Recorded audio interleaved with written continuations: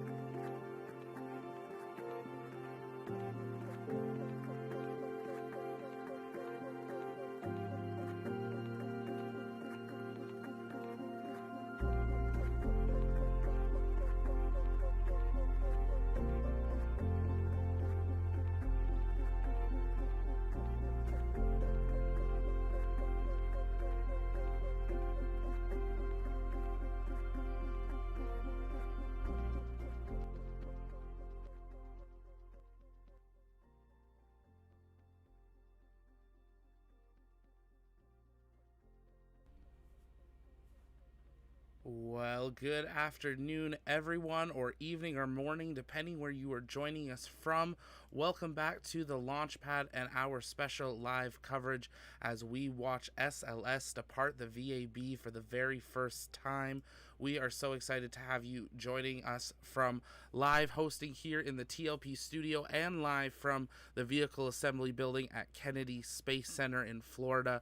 And we hope that you will join us as we watch over the next 6 to 12 hours the Space Launch System for Artemis 1 roll out of the Vehicle Assembly Building for the very first time down to pad 39B for its wet dress rehearsal ahead of the Artemis 1 launch, currently targeting June this year.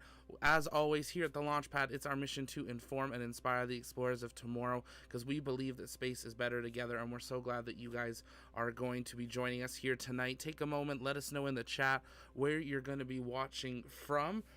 We've been playing around with the studio settings, so we're adjusting things as we go, but so excited to be bringing you full live coverage from both here in the studio and on location. We've had Tyler and Marcus down on site since the very early morning for door opening, a whole bunch of interviews that we're so excited to share with you coming, and just a lot of great time networking with the Team Space and NASA community.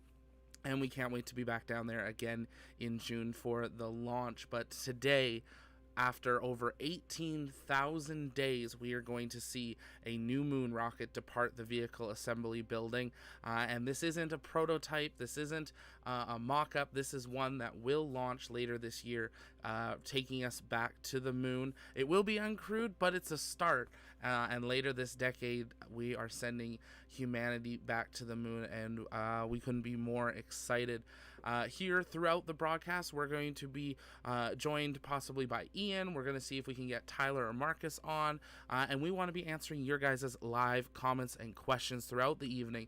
So as always, you can send those in the chat, take us at the Launchpad, and we will be answering those live throughout the night. Now, we're not going to do full commentary for the full 12 hours. If it takes that long, we will be on and off in segments, but the coverage will not end. We will continue these live views as we watch it roll out. We will, of course, patch in NASA in about 40 minutes as they begin their official rollout coverage of it, so we can get some up-close views from the area. But we want to say thank you to the NASA media team for getting us some signals of some of the views here for the rollout, so we can bring those to you. Take a moment, engage that like button. It really does help us out, and share out the broadcast. This is something we don't normally get to see that often. A new rocket unveiled for the very first time. We've never seen an SLS fully built standing on its own, and we are about an hour away from seeing it depart the Vehicle Assembly Building as it makes its way, as we said, to pad 39B. I know lots of regulars in the chat, and it's great having all of you here. Francis, hello. Jessica, Chris, Julian, Jeff, I know I saw Ian in the chat there. It's great having you all here, and we are so excited. You may have seen on the screen there that we did release our Space Launch System collection, and we invite you guys to take a moment, check that out. We've got it on sale, and you guys can pick and order those up and have them in time for the launch. But we do have a special edition shirt where we are commemorating the rollout here today, where you've got SLS on the transporter with some little hidden Easter eggs on it. So see if you can find those. Pick one up today. It's a great way of just showing your team space pride, but also helping support what we do, so we can send Tyler and Marcus and myself and our team on location to bring you the best possible coverage as we enter this new era of space exploration, and we couldn't be more excited about it. Francis, to the moon we will go. You are absolutely right. Fizz has been wearing his NASA hoodie today. That is amazing. It is great there. Ardennes, oh, I should get my NASA diagram. Shuttle shirts, absolutely should. We need to come into a time where we are excited to share NASA and space with people, and what a better way to share it with your friends and family by sharing the link out and inviting them to really watch history in the making here tonight as we see the rollout of NASA's Artemis 1 space launch system. It's been a beautiful, clear day down at the Vehicle Assembly Building, as you can see right now as well. The weather is nice and not really a cloud in the sky, and on this site you can actually see both the Vehicle Assembly Building and Pad 39B off in the distance awaiting its rocket. On your screen, SLS is going to come from about the right side of the building, moving to the right across and down the crawler way, and you'll be able to track along with the status tracker on the bottom of your screen on how the rollout is going. There's going to be a few major moments that we are looking for. One is obviously the rollout just beginning, and then when SLS fully clears the VAB for the first time, when we have those first full views of the space launch system. Then the rollout will continue down the crawler way, where it will get to the crawler way split, and this is where the crawler way goes to pad 39A or B, so it has to turn about 70 degrees there, and then it'll continue down and of course arrive at pad 39B. We're expecting this to take between 6 and 12 hours, depending how the process goes. Keep in mind, this is the first time they have done this, so they're going to go slower than they will in the future, just like they did with Shuttle and the Saturn V, but we are excited to see this rollout begin here in the next little bit. Some of these cameras we don't have full access to, so they may change, and we'll be excited to play with them as they go, as the NASA team prepares for their full coverage to begin here in about 30 minutes from now. Again, if you guys have questions, you can send those in the chat, and we'll be answering those live throughout the show here. And if we don't have a question, we'll try to get you an answer for it, and we're glad to have you here. But to start us off, I figured what better way to do a quick rundown of what the Space Launch System is. Now, we're going to be seeing the Block 1 variant. This is the first version of the Space Launch System. It is a crew version with an Orion capsule and service module on board, but this is not a deep space variant like we will see with Block 2. This rocket will launch, as I said, later this year, taking the Orion capsule on a figure-8 orbit around the moon and back to the Earth as a first test of the SLS and Orion, and the first time Orion has flown since 2014. Then we will expect to see Space Launch System be built again for Artemis 2, and this is the one that crews will board expected in 2024 to go on a similar path, not landing, but orbiting the moon before we go back on the surface in 2025. If you're just joining us, welcome to the Launchpad. You're joining us for our live not our live launch coverage, our live rollout coverage of SLS Artemis 1. We're expecting rollout to begin here in about 30 minutes from now, and it will take between 6 and 12 hours. If you guys have questions, you can send those in the chat. We'll continue answering those as we go through the rollout here. I see the piano. Are we looking at the VAB doors? So right now you're looking at the side of the Vehicle Assembly Building. We're getting our team set up on location to hopefully bring in some live views, but also we will have NASA bringing extensive coverage once the rollout actually begins. And we're expecting those new feeds to begin in about 30 minutes, and then we will definitely be able to look down into those VAB doors as we wait for the transporter to begin to roll out. Davis making a really great point. He's got his Artemis 1 boarding pass. If you guys haven't yet done so, take a moment, Google, I believe it's Ticket for Artemis, and you can get your name actually loaded on board the Orion capsule and be flown around the moon. It's totally free to do so. Definitely an awesome thing. You can submit as many family members' names as you want. I know we have spent our team and my family's names, and it's a really great keepsake as we enter this new era.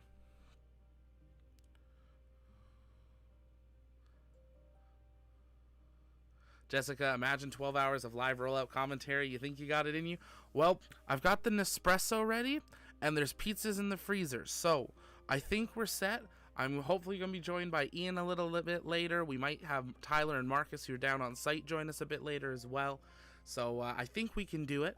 But we're also going to take some commentary breaks as we have to be ready, as we've got launches coming up later this week as well, and some really exciting interviews that we can't wait to share with you all here in the near future from today. Again, we wanted to thank NASA and the Orion and SLS directors and managers that took the time to connect with us today down there at the press site for some exclusive interviews as we got ready for rollout here today.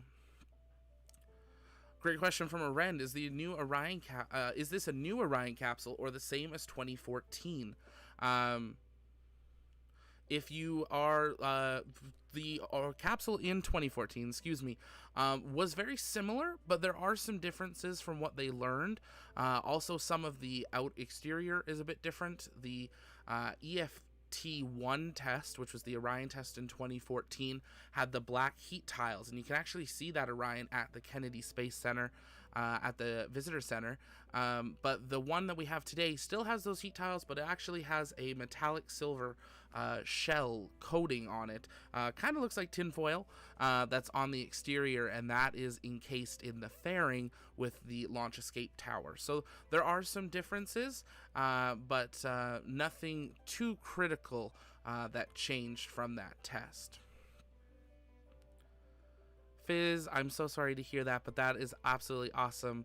I'm sure he's watching with all of us there.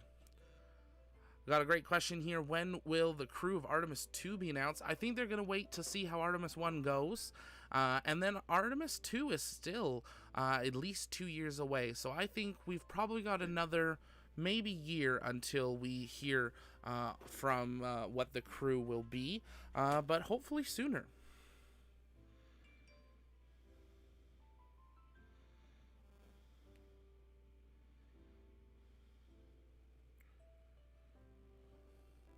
If you're just joining us, take a moment, send in those questions, just tag us at the launch pad. We'll be answering those, and take a moment to share out the broadcast. It really does help us out as we count down about 30 minutes until when we expect this rollout to begin. G-Bird, the VAB has the record for the highest sliding doors, or was that another record? Absolutely. So the VAB has the highest sliding doors. It is also the largest one-story building in the world, as it can stack this whole rocket technically in one bay, which would be one floor. The NASA Vehicle Assembly Building is 525 feet tall and 518 feet wide. This is the building on your screen here. It covers 8 acres of land, and the doors that you'll see here in a little bit, where Artemis 1 will roll out of, are 456 feet high, and they take about 45 minutes to actually fully open and close. Just because of their size and also the size of the doors. This vehicle assembly building is home of the largest American flag, and this is one of the things I absolutely love about this building. Those on the American flag, the red and white stripes, if you look at those, one stripe is the width of a American highway lane for a car for them, and I believe the stars are 6 feet from point to point in the size, just to give you a true scale of how large this building is. The VAB was made up of 65,000 cubic yards of concrete and over 98,600 tons of steel. It had to have 4,225 special steel pilings driven into the bedrock 164 feet below the surface. The VAB was it's had some updates, but it had a big repainting in 2007 after the damage from some of the 2004 hurricanes, and it took 500 gallons of paint to paint just the American flag and that NASA meatball. So you can imagine what it's like when they have to repaint the entire building, which is why we've seen them go more with the banner option with Launch America and now Artemis there above that side door. The bright white building that extends out from the VAB there to the right of our screen, that is launch control. So if you've seen some of the interviews with Tim Dodd, Everyday Astronaut, and Jim Bridenstine and Elon, that was in that room. That's also the room where launch control gives their go, no go.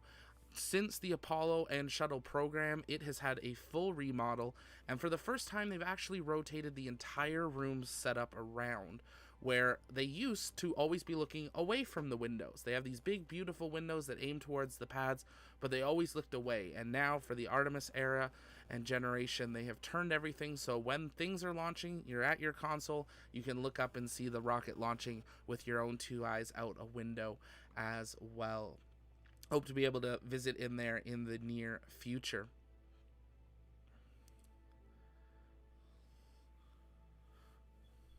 If you're just joining us, though, welcome here to the launch pad. You're joining us for our live coverage of Artemis 1 rollout from the vehicle assembly building. We are about 25 minutes away from when we're expecting this rollout kind of process to begin. So we're taking some time to answer your guys' comments and questions. You can send those in the chat by tagging us at the launch pad, and we will be answering those as we continue through this 6 to 12 hour process of seeing Artemis 1 go from the vehicle assembly building out to pad 39B. I'm going to take a very quick commentary break here just as we get our crew on site. They're currently on the buses heading to the location, so we're going to check in with them really quickly here, and then I will be back to continue answering your guys' live comments and questions. So stay with us right here on the launch pad.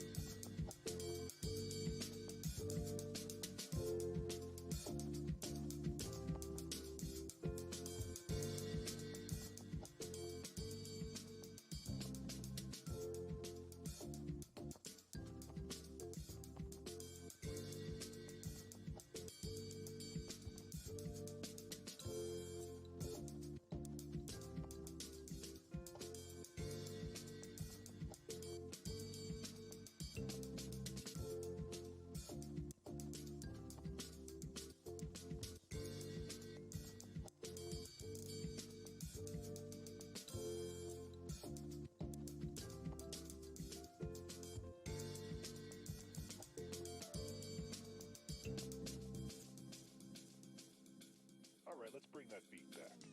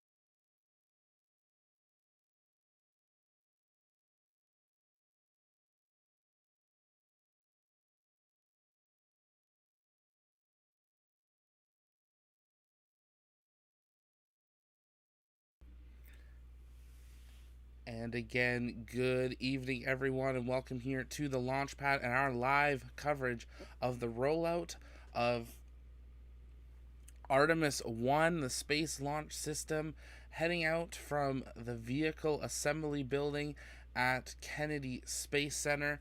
We are going to patch in a view that we've been working on that we are so excited has come together, and we are going to push a couple buttons here and patch it in. Here is a live view from the TLP cam.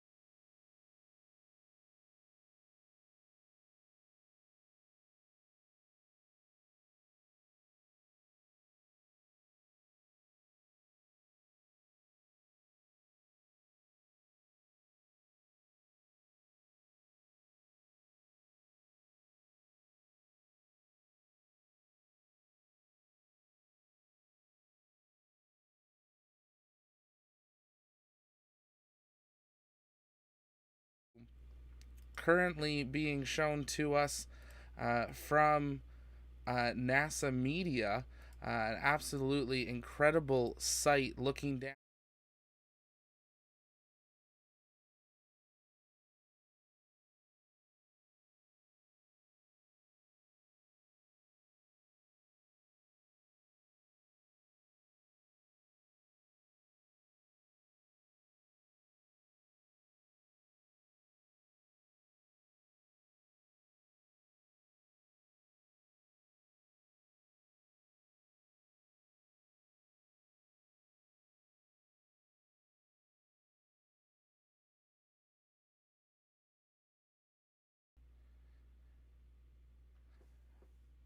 Did we lose the audio there? Well, we're going to keep going.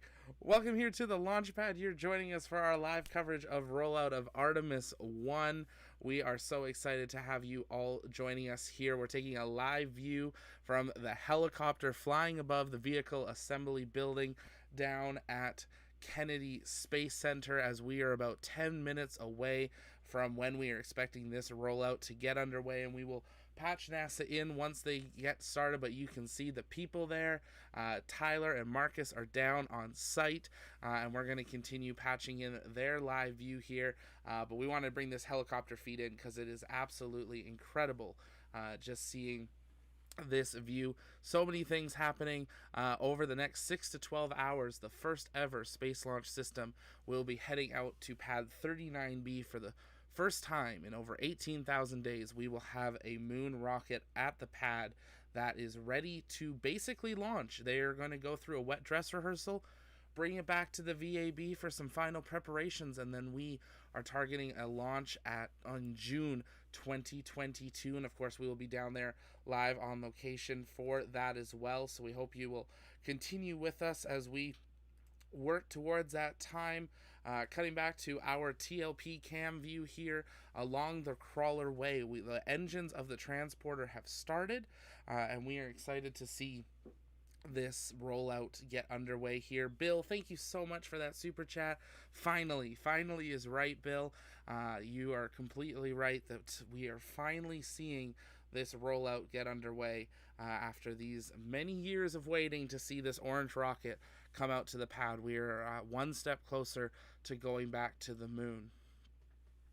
If it's your first time here, we love answering your guys' live comments, questions, so you can send those in the chat, and we'll be answering those live throughout the evening here, so you can continue to send those in. Just make sure you tag us at the Launchpad. That makes that we can spot your question as it comes in so we don't miss it, and we will be trying to answer as many of those as we can over the next many hours here. A little bit later, I'm going to be joined by Ian, who co hosts the Launch Pod with me. And as the evening goes on, we'll see if we can maybe get Tyler or Marcus on here for a little bit as well, as they give us a first hand count on what it is like being down there on location for the rollout of SLS, the Space Launch System, the brand new moon rocket.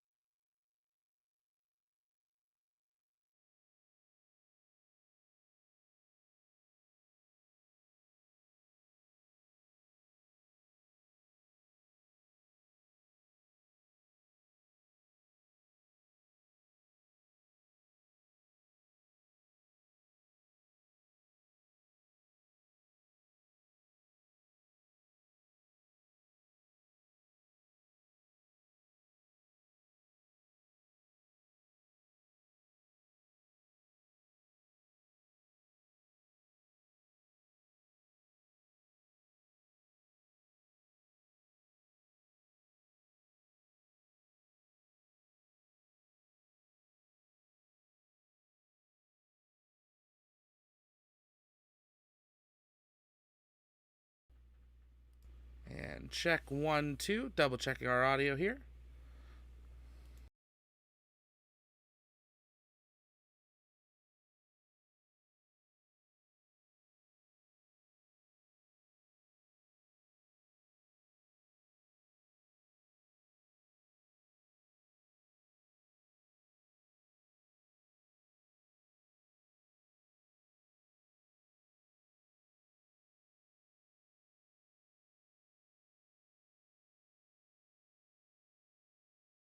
Great. I think we got our audio back there.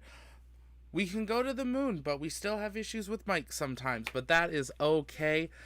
We are glad to have you all joining us here live. We've got Tyler in the chat. Great to see you. Tyler and Marcus are bringing us live views from down there at the Vehicle Assembly Building at Kennedy Space Center, as we are just minutes away from NASA's expected start time of the rollout of the Space Launch System. We'll patch them in as they get started. If you guys have questions, you can send those in the chat. We'll be answering them live throughout the evening. Take a moment, though, and share out the broadcast as we are expected to get underway here. You'll be able to track along how rollout is going with our tracker there on the bottom of your screen. As you can see, the VAB door is open, and we are expecting to transition to rollout begin here in the next few minutes. Throughout the rollout, there'll be a few first things that are major things that we're expecting to kind of track through. One is when SLS has fully cleared the vehicle assembly building there and is standing out in the air for the first time.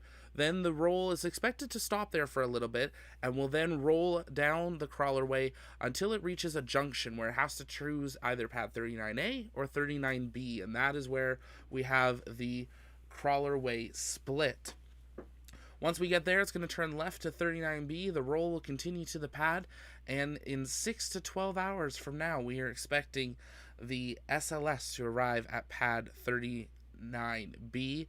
Tyler's saying roll happening in 15 minutes. Tyler's on the ground, so he's going to know more than me. So I'm going to take that as 15 minutes, and that is an awesome update there.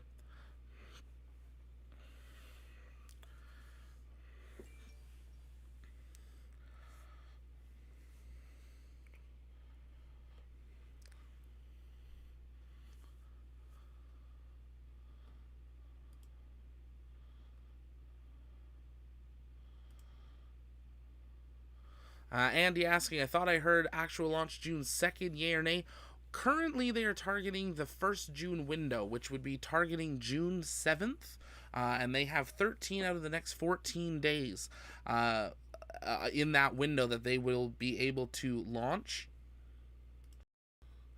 They have 13 out of the 14 days starting in June 7th that they'll be able to launch.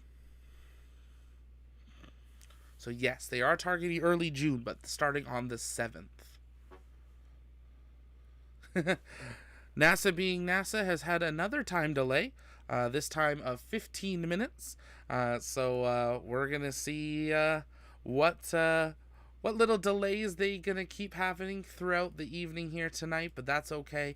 They want to make sure that everything is ready, that they are safe, and that they have everything prepared as they bring out this multi-100-foot rocket for the first time with thousands of people around with cameras. The last time we saw rockets roll out like this from the vehicle assembly building was the space shuttle, and if you think back 10 years ago how much time technology has changed and how much social media is now around, this is a very different scenario from what they have done before. But as people I've talked to down on site have said, the same energy is there. The energy's back as they get ready to go to the moon. It is a long shift, 6 to 12 hours as they prepare for rollout to the pad here.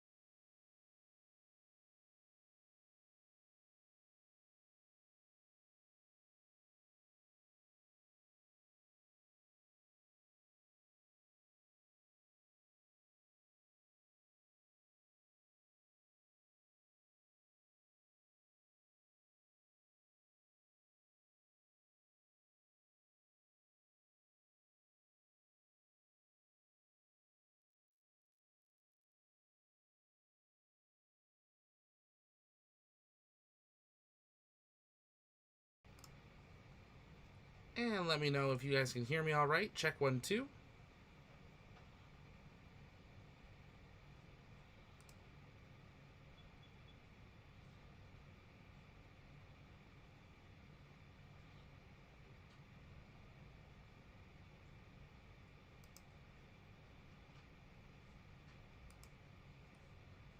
There we go. Switched mics. We'll try this one.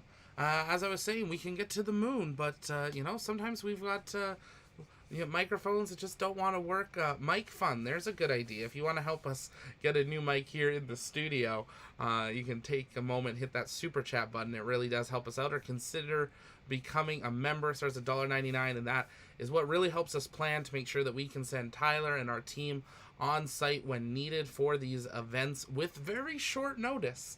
I might add, this on location coverage came together. We knew it was going to happen, but we didn't know exactly when, and we are excited that we're able to be here live. I'm coming to you from the TLP Network studio up in Canada. We've got Tyler and Marcus down on site at the Vehicle Assembly Building. We'll be joined by Ian later over in Louisiana, and we are thrilled to have you all here with us as we wait for rollout. Tyler's giving us updates because they're getting regular updates down on the ground, so that is great to hear.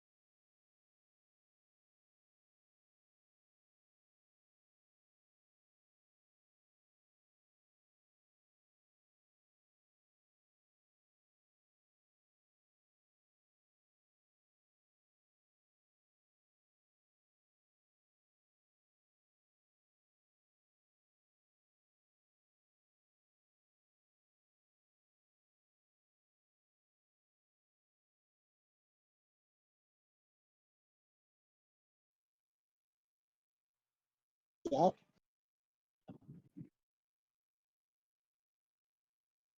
Hey, Zach, how's it going?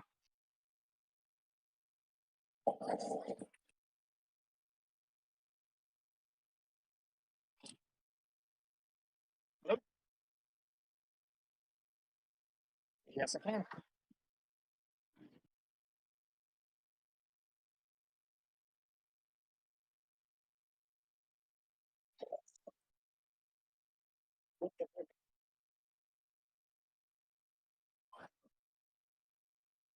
Hello, everybody from the Kennedy Space Center, VAB. This is Tyler. Give me a 5x5 if you hear me.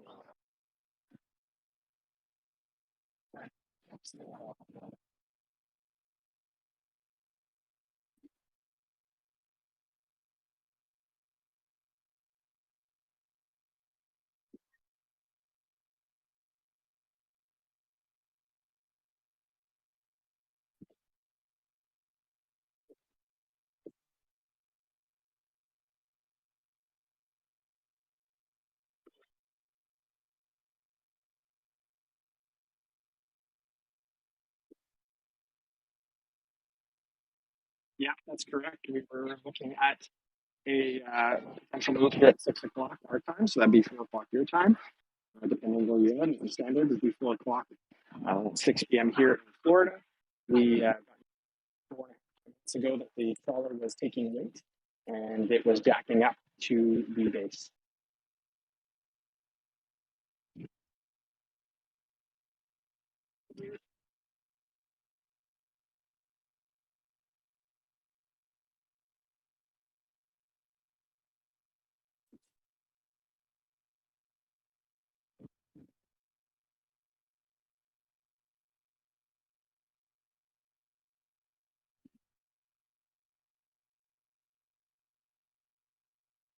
Is everybody catching my audio, please, Zach?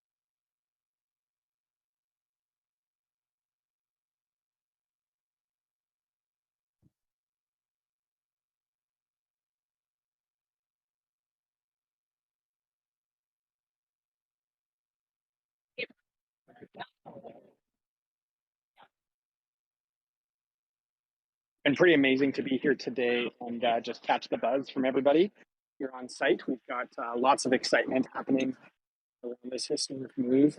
Everybody involved is incredibly proud to be involved and also looking forward to the future of what the Artemis program is going to bring. And so it's been an absolute pleasure and privilege to be able to talk with some of the people that were, involved from the ground up with the process of this, literally from the ground up, from the engines all the way to the tip. And so we're looking at a lot of people here right now, just behind me here, in grandstands all around, that are family, people that have supported and kind of heard this from the beginning. It's a really exciting event.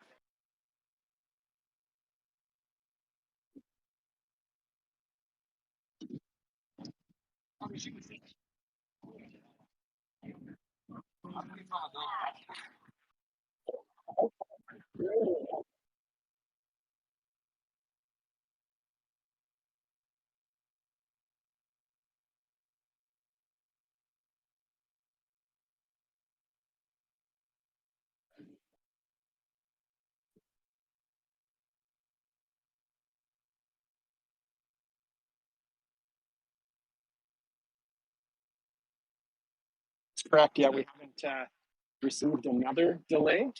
They're walking by here about every couple of minutes or so. Someone, a representative from the organization, from the media team, walks by and gives us an update. Like I said, the last update that we did receive was that the crawler was taking weight, was beginning the jacking process to the base.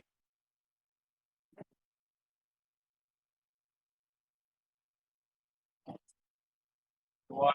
So,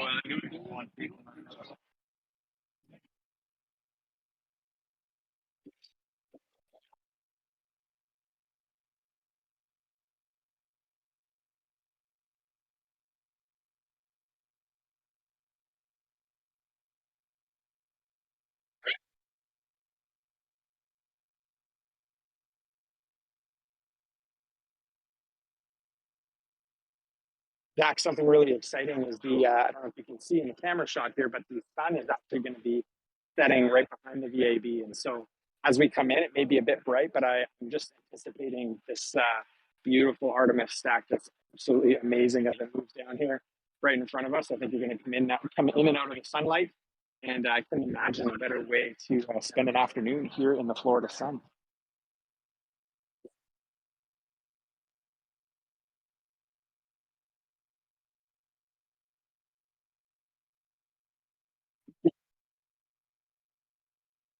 Yeah, it's pretty good. It's super bright. It's hot. It's keeping the bugs down, which is nice. There's a little bit of a wind, and everybody's just having a great time. There's such a spirit of unity and partnership in this all across the board, from every media outlet that's here to each individual that's here. It just really feels like a unified event, which I think, yeah, our community needs this in this season, especially coming out of this last few years. Our community needs something to get excited about, and what could be better than this?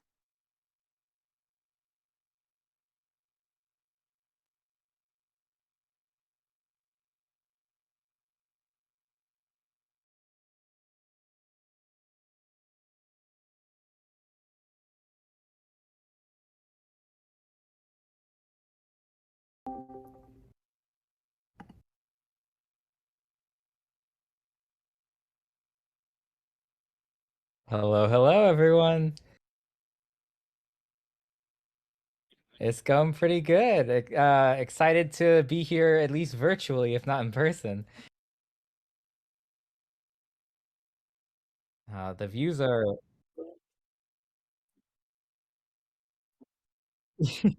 yeah, exactly. Tyler, I'm jealous. I'm looking at your view and I'm looking at the NASA cam footage that we have. It's incredible. I really wish I was there. Not only just being there to see it visually, but the atmosphere, how people are feeling, the excitement in the air. It's I can't imagine what it'd be like. It's amazing. We actually a little bit of a fun situation occur where our bus took us back to an area, which actually in camera you can see is just to the bottom right of frame. Right now, there's an area there that you see some people. The buses took us all there, and we thought, oh my goodness, this is going to be epic. We can see the whole thing come out from the VAB. Honestly, I'm so much more excited about the spot that we're at right now. We've got a full front view here, and it's going to roll right in front of us. And I'm going to try and transition and move the camera for us here as we go.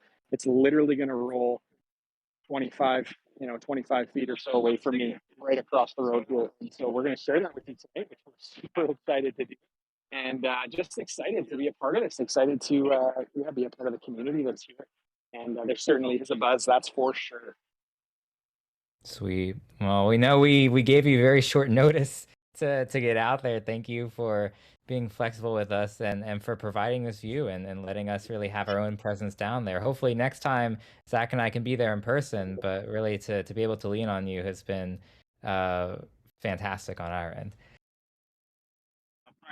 Oh, absolutely, it's my pleasure. It's been an amazing 6 months. Just thinking back to just 6 months ago this week, uh, Zach spending time here at the Inspiration Force, and now standing here at a very different location, kind of where we hoped we would be last time, and kind of in terms of access and in terms of what we can bring the community. And so it's just to be able to kind of bookend that experience with kind of the ultimate dream come true.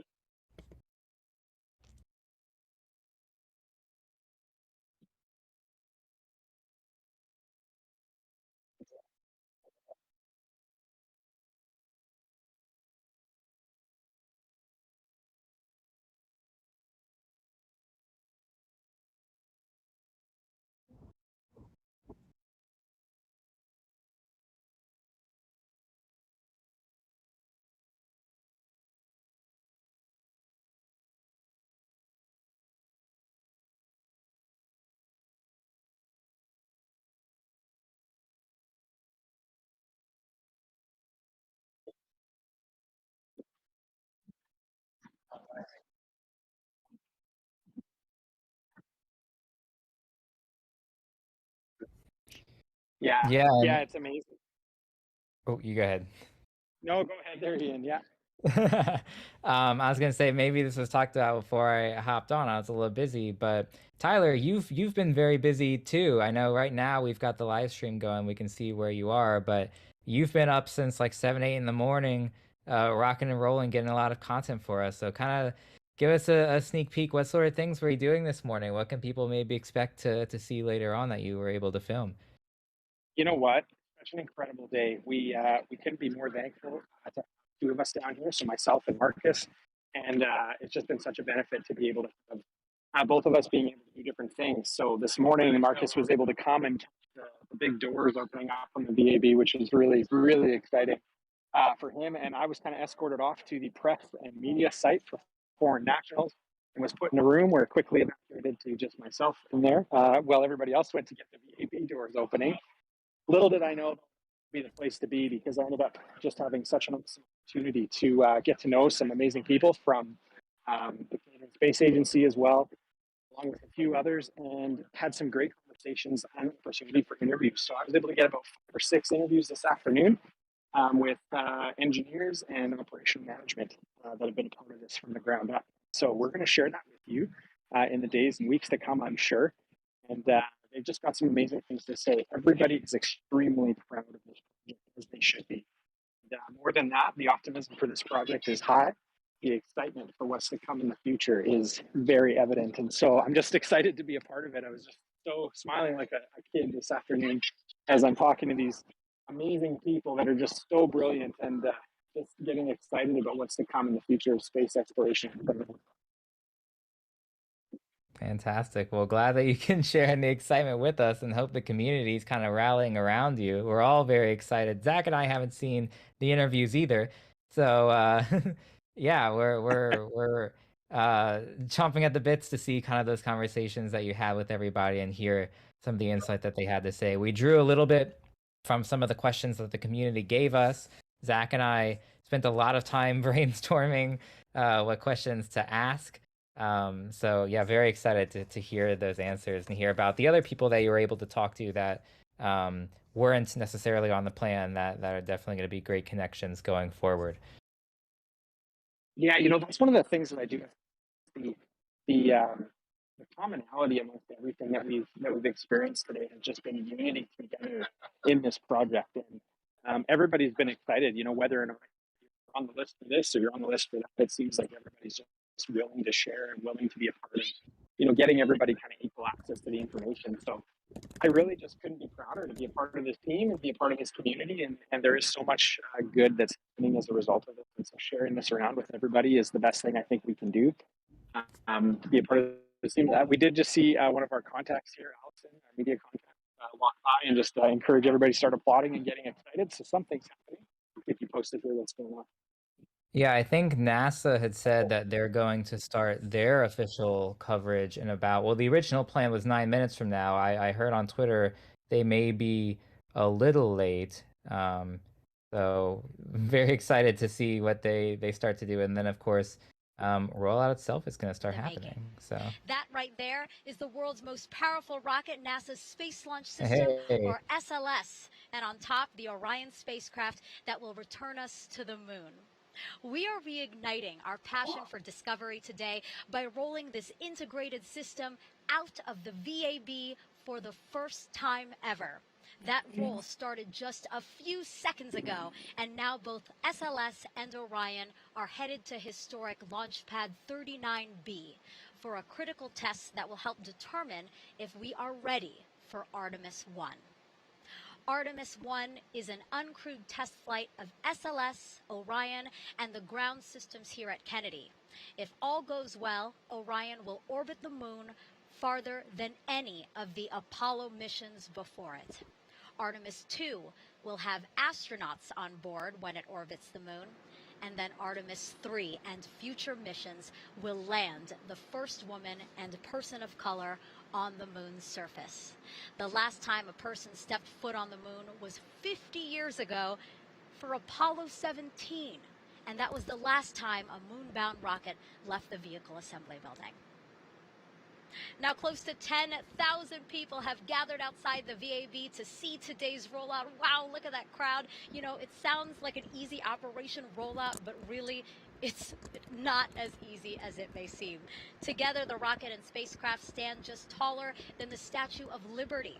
As you can imagine, you need a pretty impressive machine to move it all.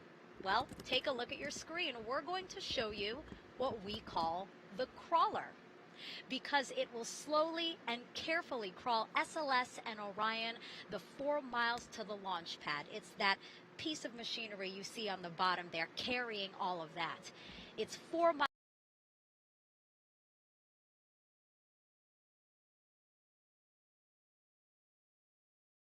from now. We are I taking think this you're right. as I am a seeing the crawler Whether you're here in crawling. person or with us virtually, we are so glad to have you here to celebrate this historic moment. Over the next hour, we will have Grammy Award-winning artist Eddie Vedder with a song that honors the Artemis missions. You will also hear from NASA's administrator. But first, I'm excited to introduce the University of Central Florida's Jammin' Knights to perform our national anthem.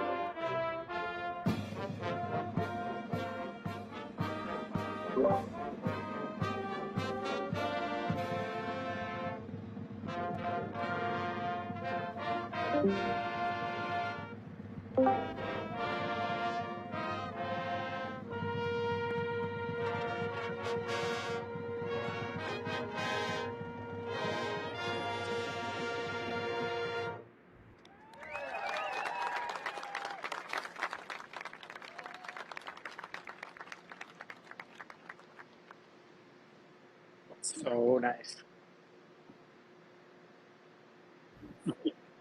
It's very patriotic start, although very fitting.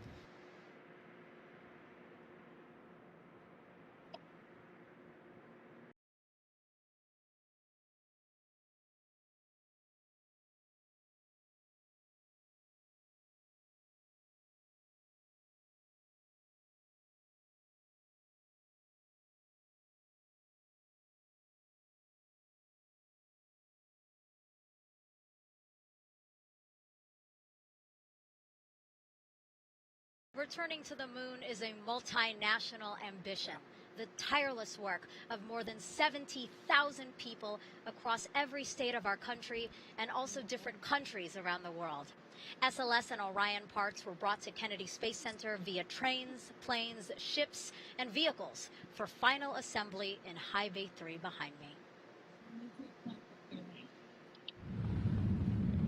We are at Kennedy Space Center. Every piece of hardware necessary to return to the moon is now here.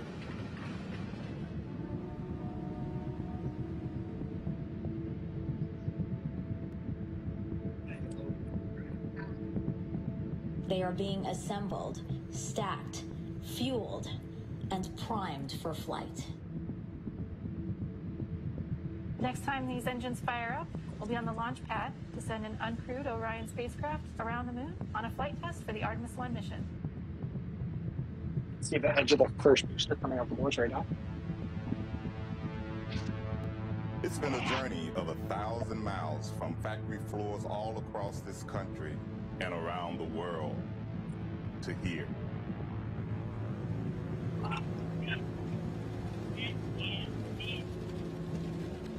And now the stage has been set.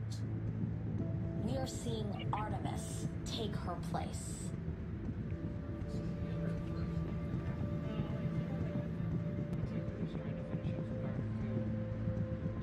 The framework to support the enormity of this moment can't be measured in renovations and rehearsals alone.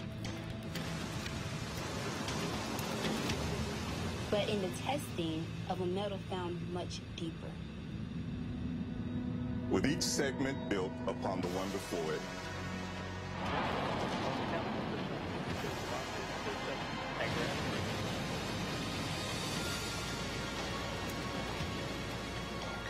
the volume of anticipation can be seen rising. For in addition to certifying what a host of testing has already previewed,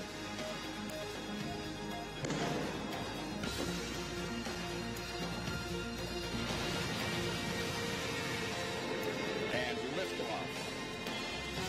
The dawn of in a new era of American space exploration. Artemis will demonstrate a new path to the moon for this generation. Artemis 1. An uncrewed test flight will be a final proving of every system In every component. in the harshness of space. A mission that, when successful, will open the door for the moonwalkers and lunar experiments that so many have hoped and dreamed about. We are going.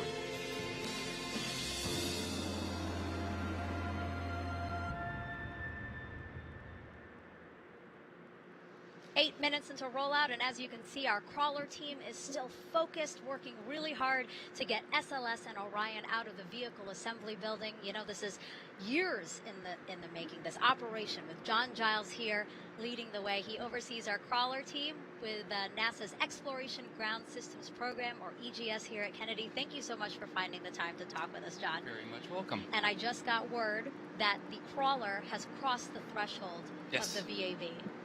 How does that feel? I'm so excited. You should be excited. You're Inside, I am very excited. Awesome. That's great. Yeah, talk to me about where we are in the operation. You know, there was a little bit of a delay today. Can you walk us through some of that? So we had a couple little delays on some observers. We need many observers to watch us going out to make sure we don't hit anything. So as you can see from all those platforms up there, sometimes it takes a while for the people to get to those platforms. So that held us up for a little bit, and then there was a piece of environmental control system ductwork that was in the way. That was moved, and then we lifted up to 18 inches over the mounts. And now we're crawling. And now we're crawling. And I think it was about 5:47 p.m. when I got first word we were moving. Let's turn around and take a look at this. It is crawling. You can see that it's moved quite a bit. Yes. How do you feel knowing that you're a part of this team that's making this happen, and we're returning to the moon soon? It's almost indescribable. I've waited a decade for this, since we first started modifying this crawler and getting ready for this. So we are ready. This is so exciting, and even though it's a bit of a long ride out to the pad, I'm looking forward to every bit of it. Let's talk about this crawler, an impressive machine. It was built in the 60s. Yes, it was. And the fact that we are still using that today is a testament to all the people that work on it, all the people that maintain it. We have lots of experience with this. We have lots of talented technicians who keep this thing going and maintained. And that's the reason we're still using this piece of equipment that's 57 years old. And we can see some of the video right here. I mean, this is the crawler that took out, we're talking about shuttle missions, Apollo missions. Talk to us about that. Every single mission. So the launch pads 39A and B, all the Apollo missions, Skylab, all the shuttle missions, Constellation, and now SLS. Everything that launched there rode on one of our two crawlers. Wow. It's the only way to get to the pad. Yeah, gives me goosebumps thinking about it, the rich history here. It's given me goosebumps too. You talk about the fact that there needed to be a number of modifications, right, to make sure that we could support SLS and Orion? So at the end of shuttle, they came to us and said, we have some new requirements for the SLS program. Bunch of requirements, but the biggest one was you have to be able to increase the weight you can carry. Sure.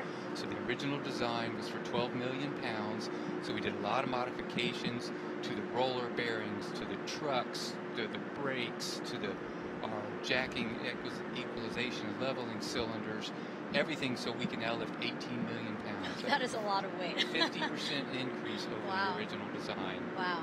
And you guys did that. You made that happen. You know, I also read an interesting stat that the top of the crawler, the surface there, is the size of a baseball diamond. That is unbelievable. And the fact that somebody is driving something that size right now.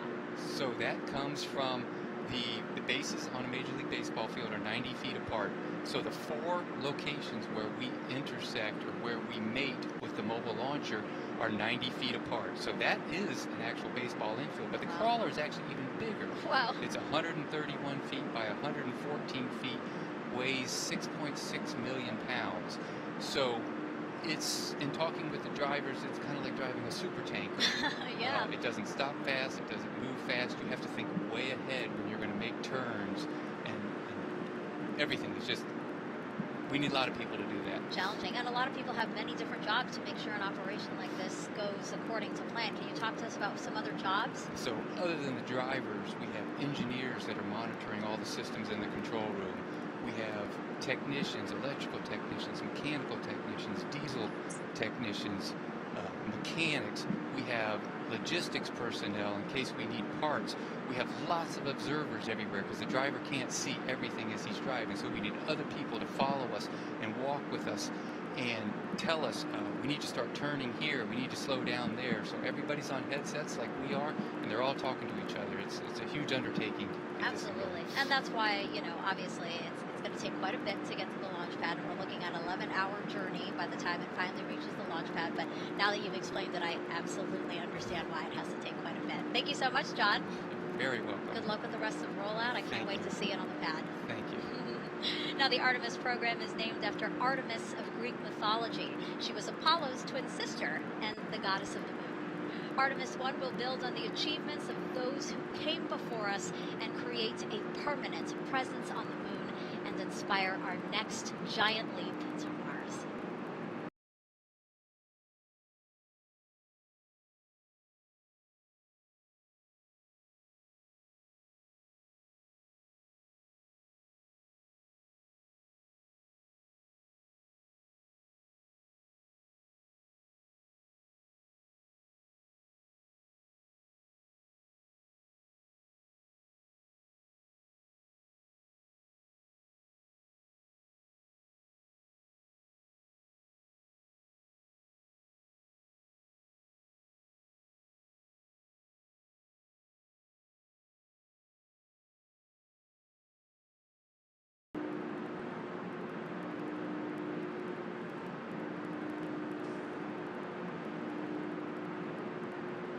Yeah, it's incredible. There's just anticipation.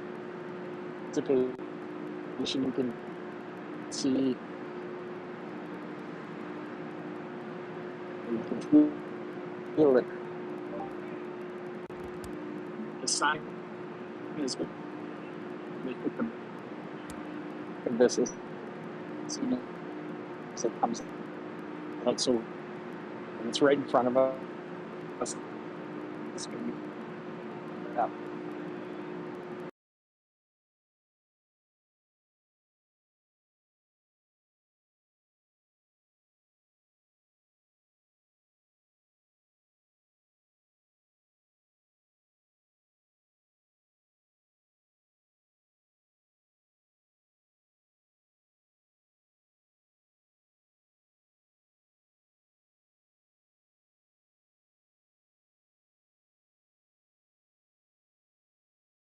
SLS has fully cleared the vehicle assembly building, which means we do need to transition our status tracker there, that it is well on its way now to the pad. We are expecting to see some presentations before it continues its journey down the crawler way, but the Space Launch System has cleared the vehicle assembly building.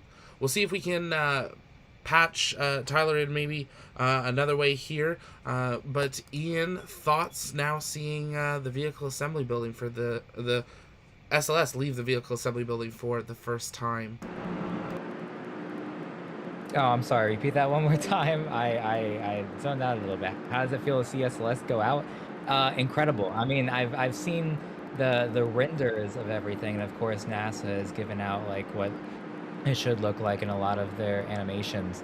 And man, this is pretty spot on.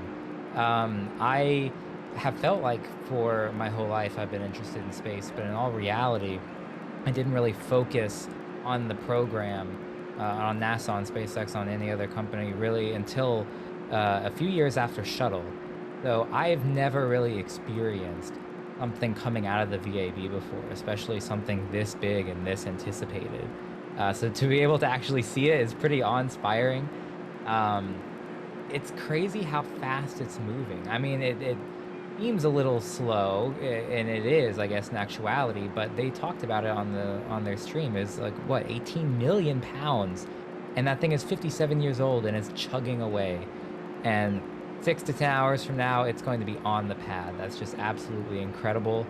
And to see this one shot of the VAB, of no clouds in the sky, the perfect sun, it's coming out, all those people there in anticipation just watching it, it's pretty incredible. I can't believe it's finally happening. I feel like we've been talking about it for the longest time, and it's been pushed back and delayed and pushed back some more.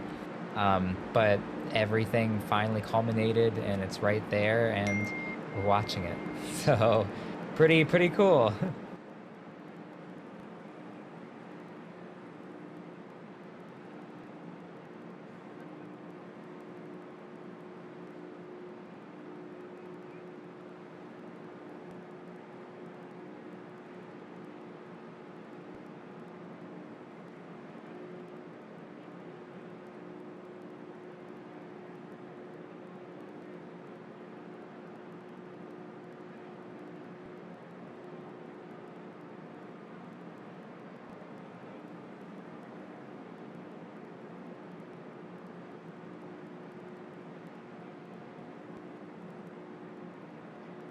This actually occurring and getting started here. And look at these shots coming in from NASA here of just panning sight of the Space Launch System. A real rocket now. Not just talk, not just renders, but a real rocket that's pretty much ready to go. Yeah, so maybe inform me and inform a lot of the other people in the chat. We're not just seeing it go to the pad. We are going to see a full wet dress rehearsal. What exactly does that look like, and what does that mean? Yeah, so a wet dress rehearsal can mean a different thing for kind of different rockets, but what we're expecting to see is they'll roll this out. The transporter itself is actually the vehicle under that pad that they were talking about. So we saw that roll into the VAB a couple days ago. It's going to drive it with a driver, drive it out to the pad, and then it's actually going to set down SLS, that massive tower structure behind it in the pad, and depart. And then at that point, they will hook everything up and actually fuel this rocket and go through the process as if they were going to go for a launch. It's called a wet dress because there is moisture, there is fluid movement. It is as if they are going to go to launch, but they don't actually do that ignition sequence. It's to make sure that absolutely everything is ready. And normally we see wet dress rehearsals happen, on new vehicles, and then we've seen static fires. We've come to know and love with Starship and the Falcon 9s. But with this one's going to be a little different because we're going to see all this happen, and then it's going to leave the pad and actually head back to the vehicle assembly building. So a reverse of what we're seeing tonight. And we're expecting it to be out there for 3 to 4 weeks, though. So it's going to be out there for a month. So if you're heading to Florida, make sure you go visit the region, play Linda Beach, or go to Kennedy and out to the Apollo Center to see SLS on the pad there. Then it'll head back to the VAB for about a month. They think until they select for sure a launch window, and then they will roll it back out, and we get to do this all over again. But at that point, we will be on a countdown clock to launching SLS and, being one step closer to humanity returning to the moon, which is just crazy to say. I don't think, SLS has been an idea for a long time, but I don't think for many, many years we, necessarily thought it was going to happen. We've seen lots of delays to it. We saw the Constellation program not work, but here we are, the rollout of this vehicle and the teams ready to do a wet dress rehearsal. Yeah, I think you kind of said it perfectly. It's something that's been along for so long, and we've talked about it, and people have been anticipating it, but it's been met by a lot of different delays. And then at the same time, we've had a lot of the commercial space industry in the past 5 to 10 years really blossom. So perhaps if SLS was really aimed to launch 10 to 15 years ago, it would have been something we paid more attention to, but there were so many things distracting, and I think it wasn't really forefront on a lot of our minds that SLS really was essentially done. And now that it's here and we're actually seeing it roll itself out, it's really it's just incredible. I really don't have many words for it. And it's such cool too that we're in a time where we didn't really have many heavy lift vehicles out, but now once SLS goes to the pad, and you said it's going to be out there for a few weeks, if you go to Playa Linda or to Cape Canaveral, you can see SLS. If you go to Brownsville right now, South Padre area, you can see Starship. It's still stacked. Like, we have now multiple vehicles coming through at the same time. And these things are going to launch within the next few months. I really can't wait to see what everything brings, and the fact that we are actually going back to the moon. And even though this mission doesn't have people on it, we're going to get so much amazing science, and we're going to hear a little bit more about this in some of the interviews that Tyler was very awesome to get for us. But we're going to have cameras, and we're going to have views that we haven't seen before in HD, 4K, possibly live streaming. Really just we're seeing the very beginnings of it right now with this rollout.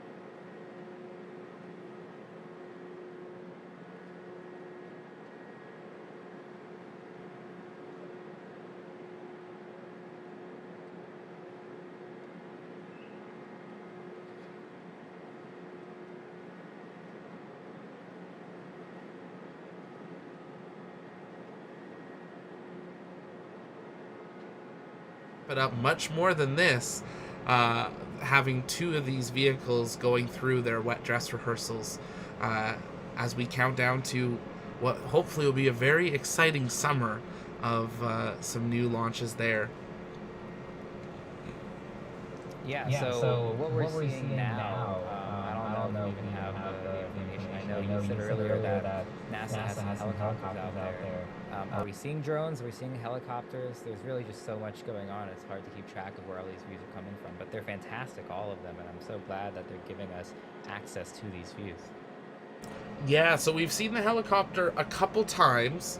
They're pretty not limited on their fuel, but they have to be careful.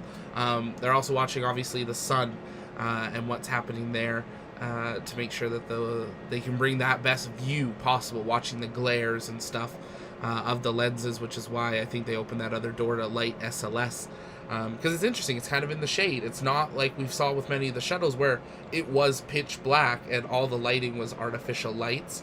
But there are some artificial lights down there, so we're expecting it to roll out a bit more and then likely stop because there is a stage there for presentations, and we're expecting to probably see some presentations there in the bit. I'm just clicking over to the media feed.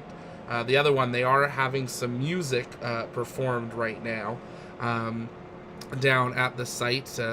Looks like an orchestra that has come as SLS is departing. So an absolutely incredible thing. We're being careful with what audio we're using just from that feed. You never know what they're playing, but we will keep patching them in on and off throughout the evening here. Yeah, and I love this panning shot too. You can really see, maybe not exactly from that view, but we get to some of the wider views where you see the crawler. Really, how many people are there? Parking lot's full. Of course, there's going to be employees, but also just the public and the media, the excitement for something that's not even going to launch today. There's a lot of people in the chat that have been asking when's the launch. And I think that's the coolest part, is even though this isn't actually launching right now, it's going to launch hopefully in June. It's that exciting just to be able to see the rocket for the first time and know that we're going back and watch something come out of that VAB again, that it really does bring thousands of people. And that's also why maybe our connection isn't the best with some of our video and Tyler's audio, so thank you guys for being patient with us. But yeah, there's just so many people. The excitement in the air has got to be palpable for everybody that's there, especially with all the other fanfare going on with the bands and the presentations and everything.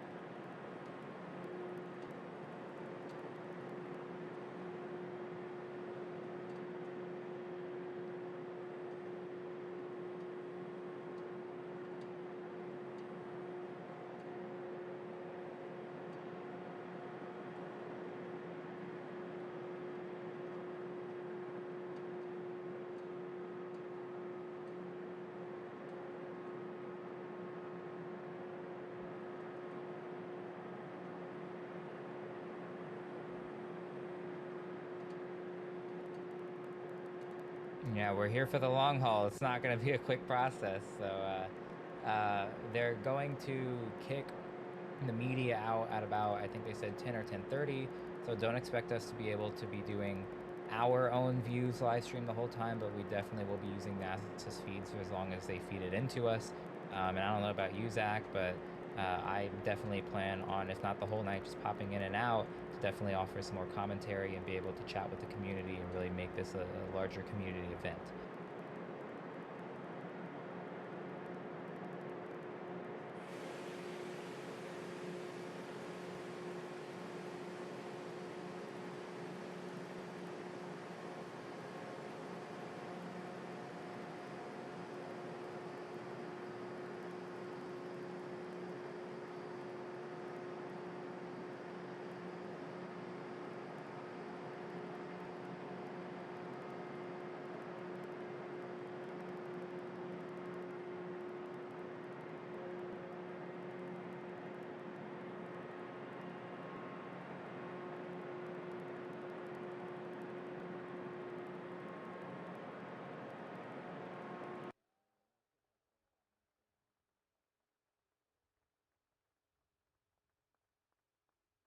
Yeah, well, I think they have an idea of how much this really means to everybody, and Thank you all for as joining us for this historic event, and I think an emotional event for a lot of us out here today. I am so happy that so many joining us today with our workforce. Our loved ones are joining us out here today, as many of you also have made so many sacrifices over the years to get to this milestone. This year, Kennedy Space Center celebrates 60 years supporting America's space program.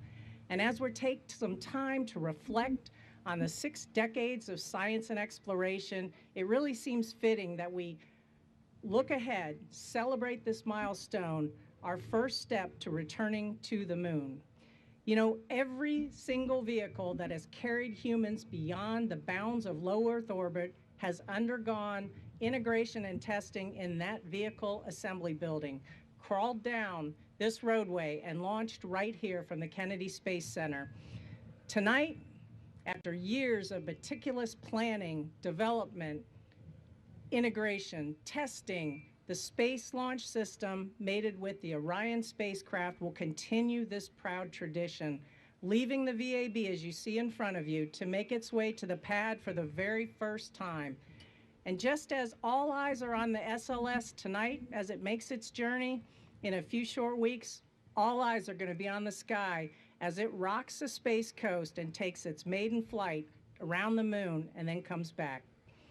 You know, 60 years ago, Kennedy Space Center was established to meet the challenge of landing a man on the moon and returning him safely to Earth.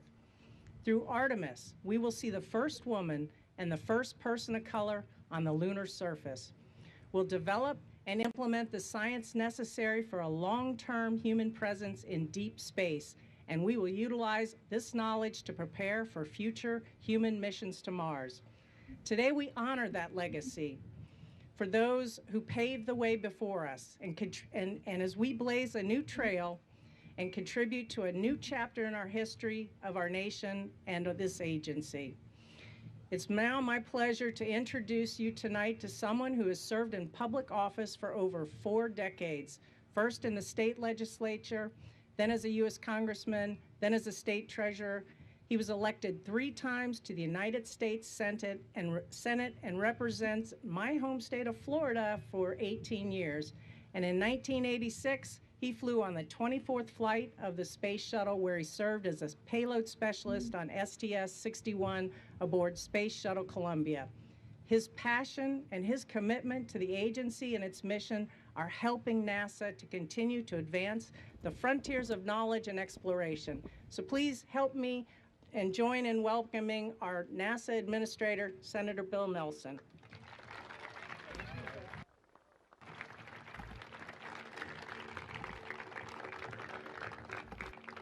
Ladies and gentlemen, the world's most powerful rocket ever, right here.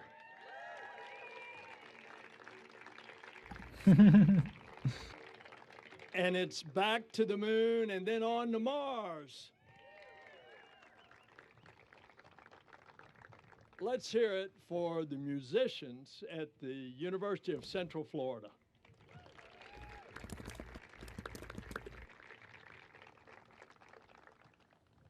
I want to give a shout out to the more than 24 members of the crawler transporter team. They are transporting SLS out to the launch pad. And the team is led by Bob Myers, who is at the wheel of the crawler. Across the nation are sacred sites that capture the spirit of America's character. And one of those places is right here, the Kennedy Space Center. At these launch pads, remarkable individuals achieve unthinkable things. And 60 years ago, an American pioneer propelled upwards to the heavens from Launch Complex 14. And that legendary explorer is John Glenn. That spacecraft, Friendship 7, orbited the Earth 3 times.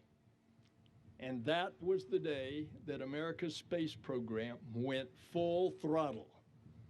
It gave way to the Apollo generation. That generation not only landed the first humans on the moon, it provided the spark that fuels today's multi-billion-dollar satellite industry.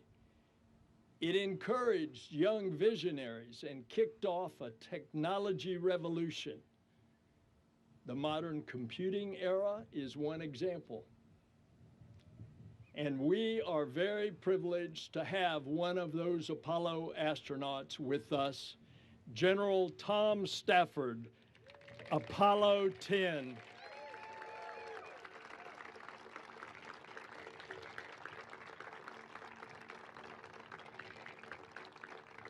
Today, a new generation, not the Apollo generation, but it's the Artemis generation, is preparing to reach new frontiers. This generation will return astronauts to the moon, and this time, we will land the first woman and the first person of color on the surface to conduct groundbreaking science. NASA's Artemis program will pave the way for humanity's giant leap, future missions to Mars. There's no doubt that we are in a golden era of human space exploration, discovery, and ingenuity in space. And it all begins with Artemis 1. The Space Launch System is the only rocket capable of sending humans into deep space. It's the most powerful rocket in the world. And during liftoff, it will produce 8.8 million pounds of thrust, propelling the Orion spacecraft about 240,000 miles to the moon.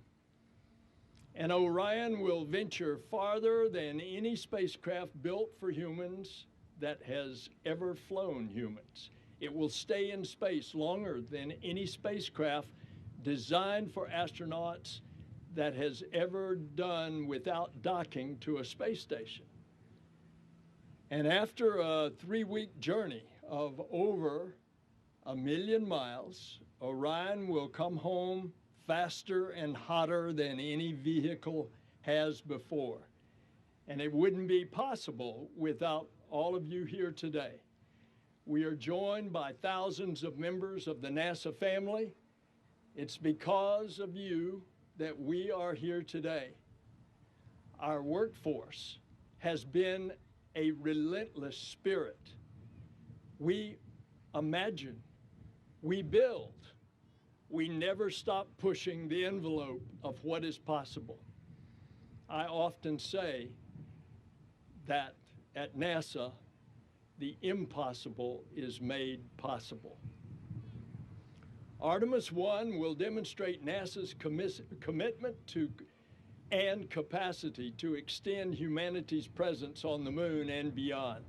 But this mission is not just cementing NASA's leadership in space, It's strengthening America's small businesses. It's supporting America's universities. It's showing the might of America's scientists, mathematicians, and technicians. Artemis 1 is possible because of the contributions from all 50 states. The program is an economic engine for America. In 2019 alone, it generated $14 billion and supported 70,000 good-paying jobs across the country. But to lead in the 21st century, America must not go alone. We must accomplish our goals together. Artemis represents global ambitions and participation from 5 international partners. The European Space Agency provides the European Service Module, the powerhouse of the Orion spacecraft that provides electricity, propulsion, thermal control, air, water to Orion in space. This is a critical partnership that not just for Artemis 1, but for the future Artemis missions as well. And that's just the beginning. Thanks to the international collaboration, 3 so-called passengers will fly on Orion. Zohar and Helga, named by the Israel Space Agency and the German Aerospace Center, are 2 female mannequins. Their jobs are to provide data on radiation levels during the mission. The 3rd passenger is a male mannequin whose name was decided by more than 300,000 people in a naming contest. And his name is Commander Munikin Campos, honoring Arturo Campos, the late member of the NASA family. Arturo helped bring the crew of Apollo 13 safely back to Earth. And a surprise, Snoopy in his orange spacesuit will hitch a ride. We're also taking advantage of additional space on SLS to launch several CubeSats in cooperation with the Japan's Aerospace Exploration Agency and the Italian Space Agency. Humanity's drive to explore the cosmos is not bound by border. Discovery strengthens diplomacy. This mission, this program, will build a global alliance that explores deep space for the benefit of all. And of course, Artemis 1 will be a major step, but our journey is far from over. This will be the first in a series of increasingly complex missions. In 2024, for the first time since Apollo 8, astronauts will return to the moon on Artemis 2. The astronauts will fly in lunar orbit, venturing farther into space than any humans have ever before. And these are not a series of isolated missions. Each will be a groundbreaking complement and component to build the presence on and around the moon and eventually beyond. And none of this is easy. Nothing NASA dares to achieve ever is. But as we have shown with this pandemic, NASA knows how to press forward. Artemis personifies why NASA needs continuity of purpose.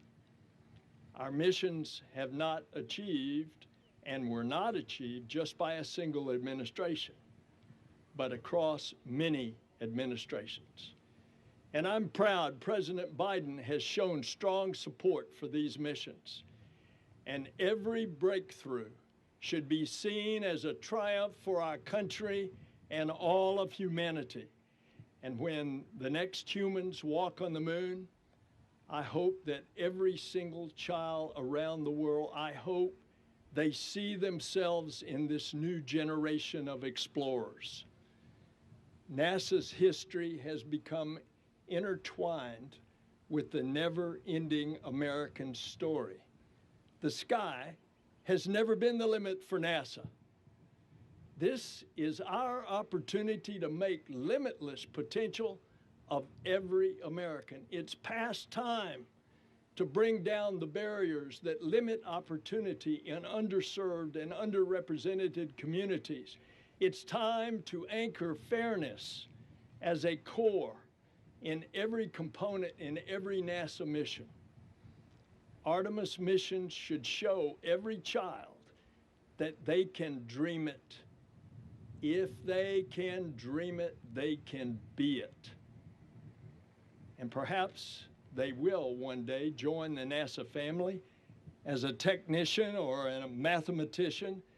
Maybe they'll walk on the moon or be the pioneers who venture onward to Mars. This is what NASA does best.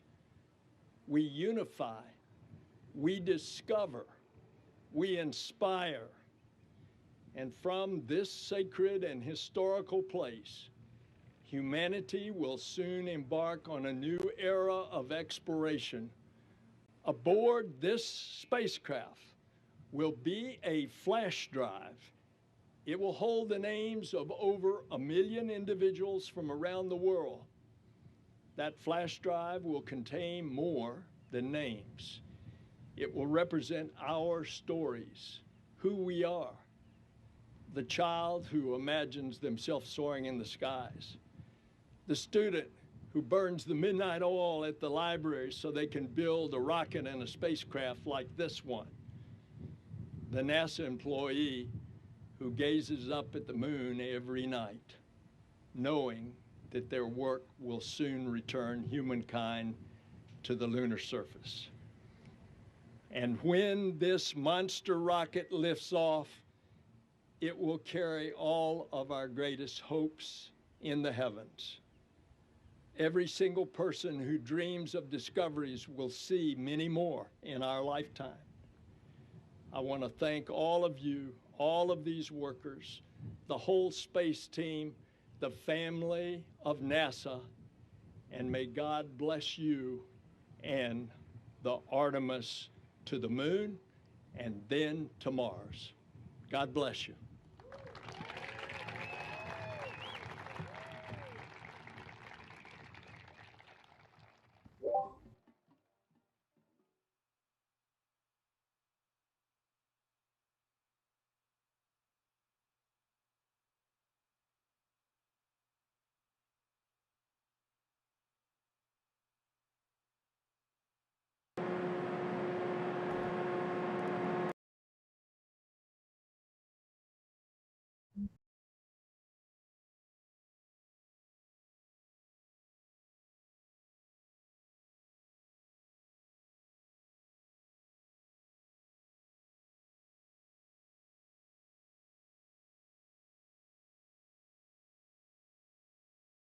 Yeah, I couldn't agree more. That was a pretty grandiose speech. It kind of hit on every talking point that you can hit on, especially when you're talking about such a large undertaking. And I like that he really focused on the people that worked on this and what this means going forward, because I think we lose track about that a good bit too, especially whenever we're doing live coverage, and a lot of the people that come here, at least for the most part, are people that are already kind of familiar with the topic. This is something that's big enough, and there's not too many things that I think are truly this big within the space world currently that get out there to the people that maybe know nothing about space, that they'll see on their local news or they'll read in the newspaper. Maybe that's enough to really inspire somebody in the future generation, whether or not it's somebody that's in college studying aerospace, or it's somebody that's in elementary school that sees it and thinks, oh, maybe I can become an astronaut like that guy was saying. So that's really what inspires me more than anything else. Of course, seeing it roll out on the pad, but then knowing that hopefully this will be the catalyst to being able to talk to an average person about it and really getting their feelings and input, and hopefully they'll be a little bit, at least to some degree, emotionally invested in this, whether or not they do end up becoming that astronaut, or they take him up on his offer and they put their name up on the flash drive, which is something that I know U of I have done, hopefully something that the community has done. But in any little way, just kind of getting involved. I'm really glad that this is becoming larger than the community that we usually talk to. And very, very good speech. I think you're right. It's probably gonna ring around for a while, and we're going to be talking about it years to come from now, kind of when we look back at this moment.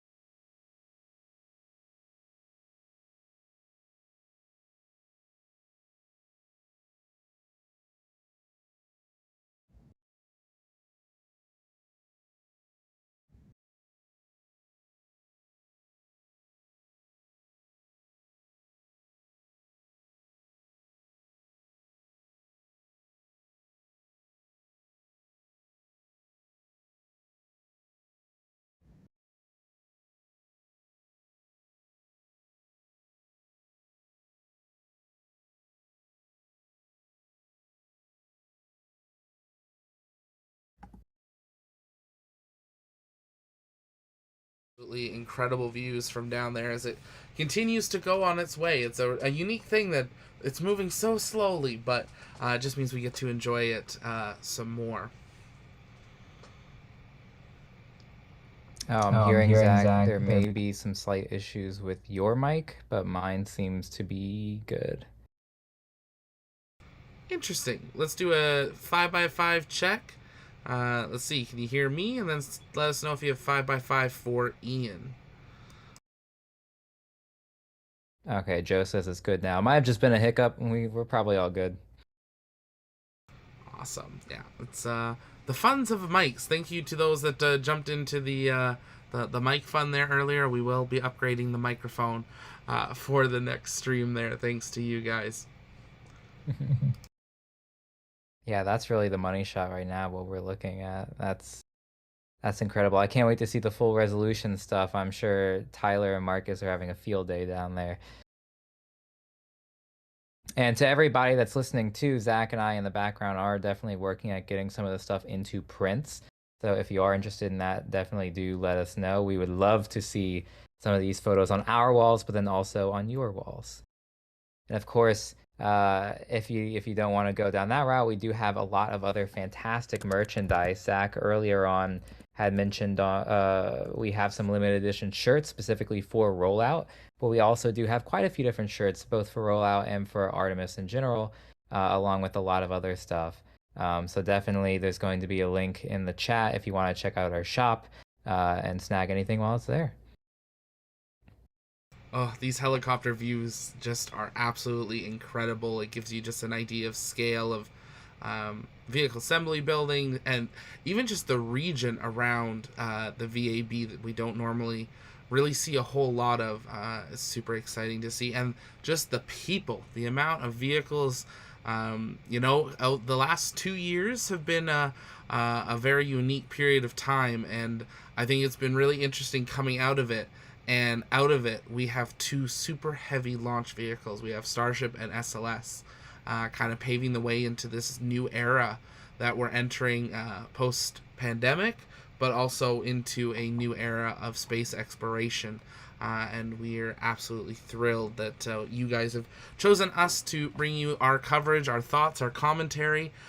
This one's a little bit different, as there isn't a lot to talk about. We're not talking about fueling. We're not talking about the launch sequence and what's happening to the fairing. So we want to answer your guys' questions.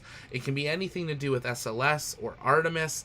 There is a really quick enhanced zoom from the media team on the boosters there with that beautiful NASA worm as they continue to just bring in those views. And as you can see, that sun is starting to set, and it's going to, I think, be a beautiful sunset.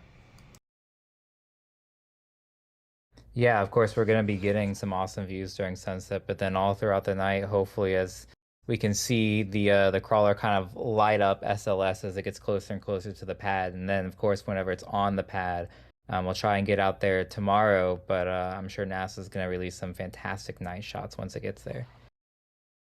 Yeah, I think it's going to be really neat to see when once it gets dark enough that they turn on the big spotlights, because I absolutely have loved those shots from the shuttle era of them.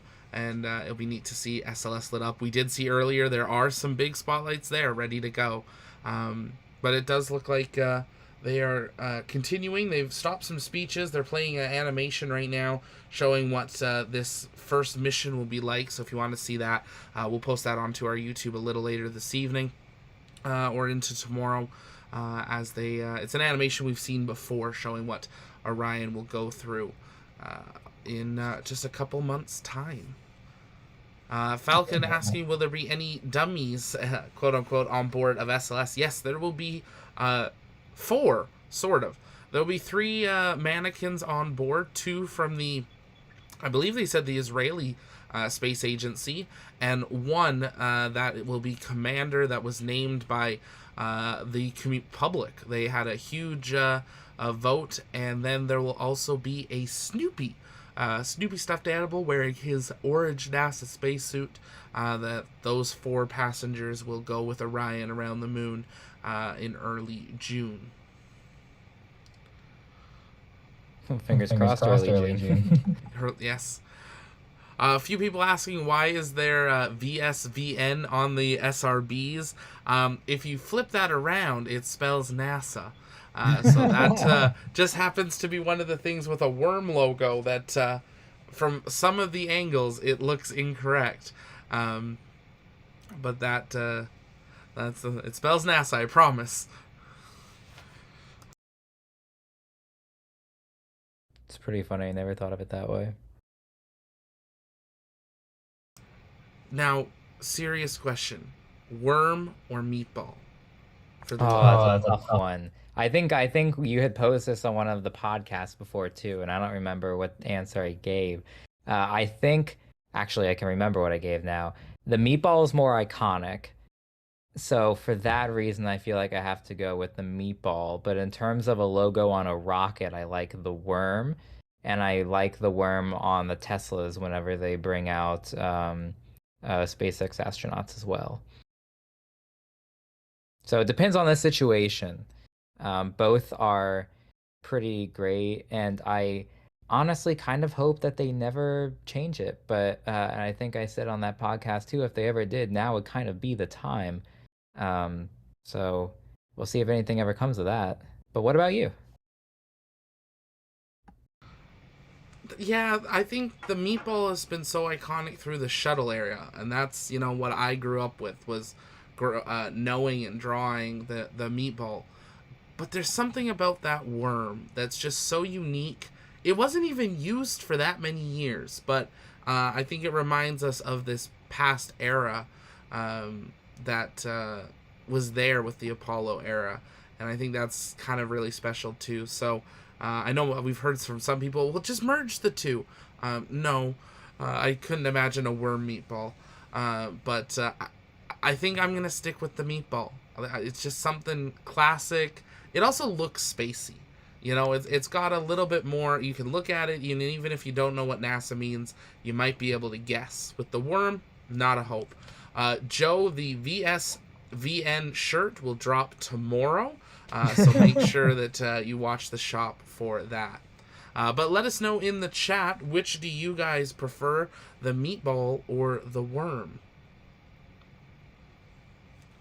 Now here's a question I have.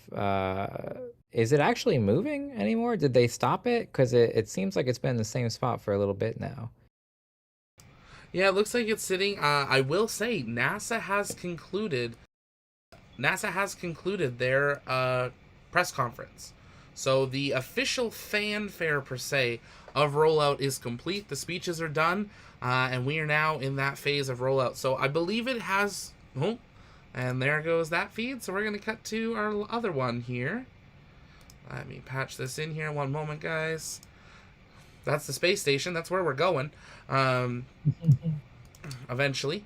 But there we go. There's our clean feed here. And this will give us actually a better idea of if SLS is rolling out or not, because of the launch control room giving us a clean, kind of almost dotted line to see how SLS is moving. I do believe it stopped for a little bit. I'm sure they're taking a bunch of photos.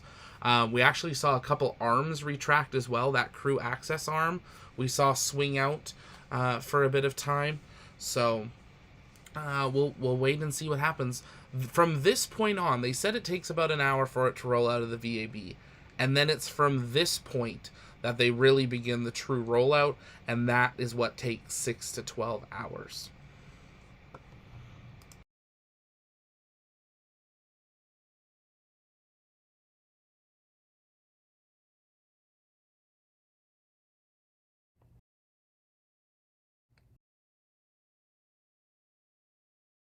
Yeah, so I know Tyler is going to be positioned a little bit further away because we definitely wanted to get that full view. But I do see in the shot that we had previously a very large group of people, almost not right at the foot of the crawler, but very, very close. I wonder if that's media as well, and what kind of really close-up photos that they're getting. I can only imagine. Yeah, I think Kevin's got a great point that a blistering 0.8 millimeters per second, miles per hour. I hope it's not millimeters per 0.8. Yeah, 0.8 miles per hour. It is hard to see, but there is, I think, just a little bit of movement. They are at a point where they're kind of turning.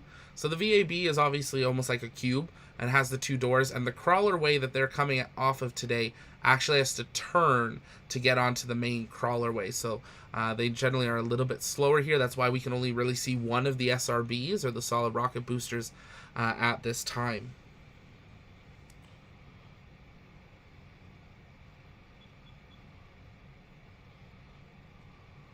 Actually, I think we should update the graphic on the bottom showing where we're at. It's clear the VAB now. It's clear the VAB. I would say that the roll to the pad is underway. So yeah, absolutely, we should move that ticker along there. And we are working on patching in the live feed again from the vehicle assembly building with Tyler Cam, because I think that's what we should call it. Here in a little bit here. There's a lot of movement in the area of just people now that some of the presentation's over, but lots of people still hanging out as they want to see this roll by. Oh, do I have an echo now? I'm hearing that there's 3 Ians. That's a lot of Ians. Normally you're just shrinking. I know. I cause all the issues. I'm sorry, guys. It's good. It might be on my end here too, patching it all in. Ian. We just love Ian that much that we wanted to keep him around. Oh, thank you, guys.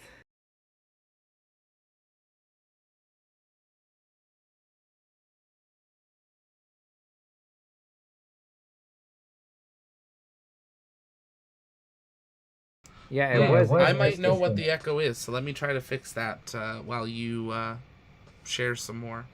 Yeah. I had messaged Zach during the speech. Of course, we didn't interrupt it because it was a pretty great speech. But one thing that we realized was in all of the metrics that he was referring to in regards to SLS being the biggest, the best, the only, notably, Starship was left out of that. And in fact, if you do compare it to Starship, it kind of beats it and all of those things. Most notably, rapid reusability. As far as we're aware, and from what we've been told, the Orion capsule is not even going to be reusable for at least the first 1 to 2 missions. And that's the part that definitely will be coming back to Earth anyway. So interesting that they would kind of leave it out. I guess they're comparing it to rockets that have launched, although SLS also has not launched. So interesting that being such a close partner with SpaceX and being very happy for Starship to come into fruition, that they would almost slight it in that way.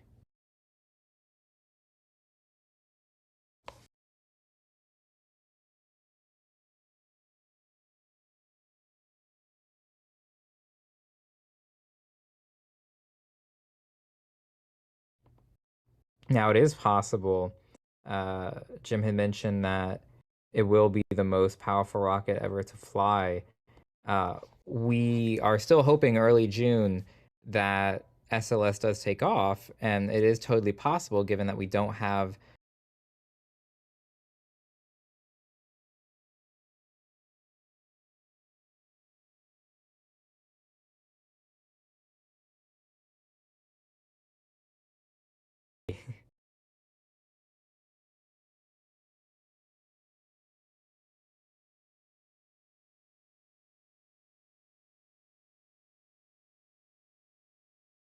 And we're going to give this an audio check here and see if we fix that echo situation.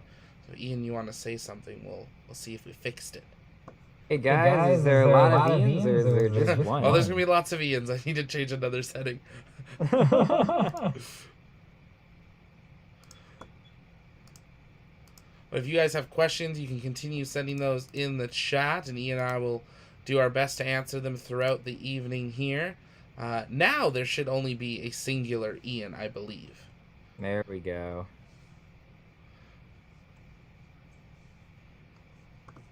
See, this is why we're not launching the rocket yet. 5 Ians this time.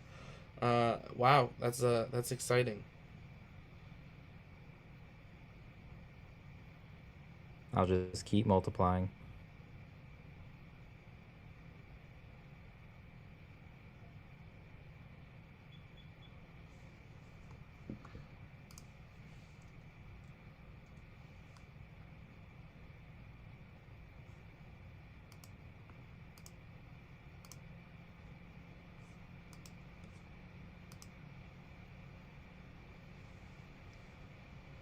Okay, they're saying I sound good. Alright, awesome. We do have our live feed here back from Tyler Cam, as I think we're going to call it. And we're going to keep that beautiful view on the left, though, or of the main view from NASA as we watch it really depart the VAB here over the next few hours, I think, is when we'll really start to see the distance get put on.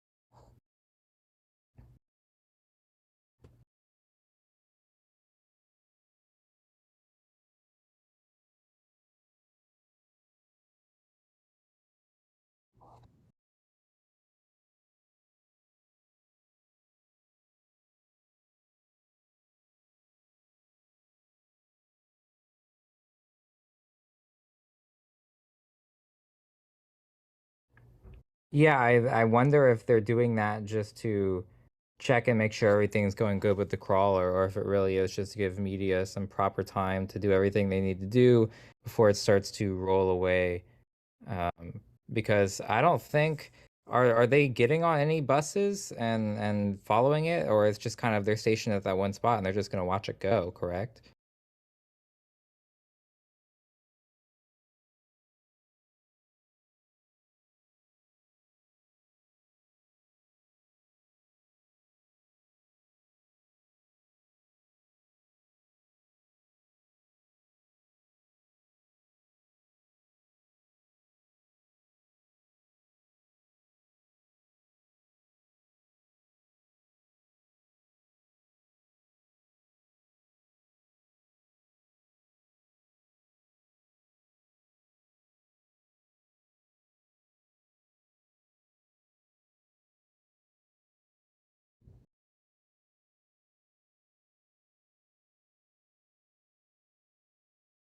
Yeah, sorry guys, apparently Zach's audio is a little messed up. Essentially what he's saying is it's gonna take a few hours for SLS to roll by the media press site. So they're going to go ahead and stay there. And actually I see Tyler in the chat definitely confirming that they will only be staying there. And then at that point, after a few hours go by, the media is going to leave, and then tomorrow at sunrise potentially come back. So the coverage that we're going to be seeing from everybody, at least for tonight, will be just from here, slowly watching SLS as it makes its way to the pad. Let's try this microphone. We've got options. Let me know if you can hear me 5x5. First time we're doing one of these, so lots of learning.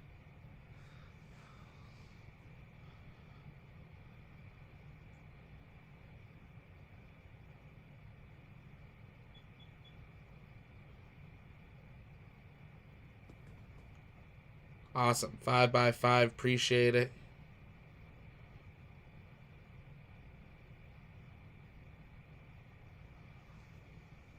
Now, what does 5x5 mean? I've actually never heard that term before. So it's out of a scale of 0 to 5, I believe it is, that it's audio and video. So it's pretty old, but it still works. Of out of 5, how is my audio and how is my video coming through? And then I saw earlier when we had 5 of you, we had 5x5x5. And then someone did 5x5x1 when we got the echo dealt with. So Okay. it's just it was an easy way back in the day to know kind of where you're going and how sound is performing. And I want to say we've got lots of movement now. It is definitely, I think, where is my eyes playing? It's moving, No, it's right? definitely chugging along. You can Oh, it's definitely moving feel now. it. So I guess they did whatever checks they needed to do, and they said, let's haul it. Yeah, they're like, let's go. We want to get out of here. And I think what's gonna be really neat is we're gonna see it maybe with. I don't think we're gonna see really sunset on it because the VAB is just so large, and at the speed the sun's setting, we're not gonna see it. And then tomorrow we're gonna get to see it in a beautiful sunrise, which is gonna be amazing. Jeff Wise, the speed limit is broken.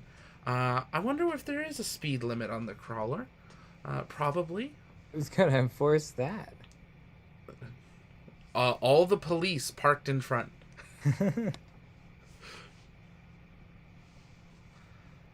Jessica, I'm in for the long haul. You guys give great commentary and love your comments. Thank you so much, Jessica. We appreciate that.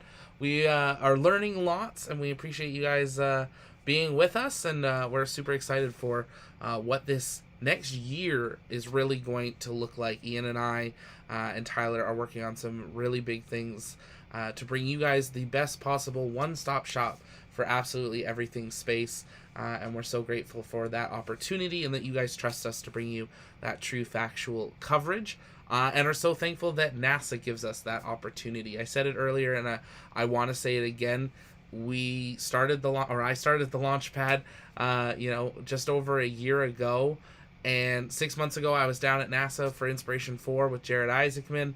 And now we've got this incredible team across 2 countries and some incredible mod teams around the world that are part of this team making this all possible. And that's only thanks to your guys' support and giving us that opportunity, but for NASA and SpaceX giving us opportunities to be there on site. We know we are a new media per se, and it's really neat having our team down there, alongside National Geographic and others, being able to bring this new media into the space exploration industry and bring you guys along the way with us. Next time, Ian and I are 100% there on site, no matter what. But I think what's going to be neat is the next time this happens, we can go down for rollout, Ian, and then just stay a week and hopefully have a launch. Yeah, I'll see if I can fit that into my schedule. That would be lovely. That would be good. Yeah, but no, definitely at least for launch, man. I can't. Like I said, I got in a little bit late to the space scene. I was there for only for Falcon 9 launches, for Demo 2 and then for Inspiration 4. This thing packs a punch compared to Falcon 9. Even being at the field of heat zone, being at the press site, kind of wherever you are, you're definitely going to feel that rumble, and I just can't wait. Well, Tyler earlier, and I know his audio was a little bit muffled earlier, and you can see even just some of the crowd starting to thin out across the road. A lot of the employees leaving now that it's out. They've got their selfies. The crawlerway just went out of my mind. I went on a different crawlerway and lost my thought. That's okay. Tyler's muffled audio. Oh, Tyler's muffled audio saying they could feel the crawler even when it was in the VAB. Wow. That well, just on the ground that there was the atmosphere. But if I was hearing him correctly, he was saying there was a slight vibration through everything as it starts rolling. You have to think about how heavy this is, and I think we got a question in the chat asking, is it fueled? No, SLS is not fueled. It is completely empty right now, and when it is out at the pad, it will be connected in and will then be fueled at that site. And wow, I just want to give a shout out to Ty, who's down at Play Linda, sending in some awesome shots of the SLS rollout from that angle. So definitely make sure you've joined us over on Discord to see those. And we'll be hanging out in there a little bit later in the evening as well. See if I can pull one of those into the stream here.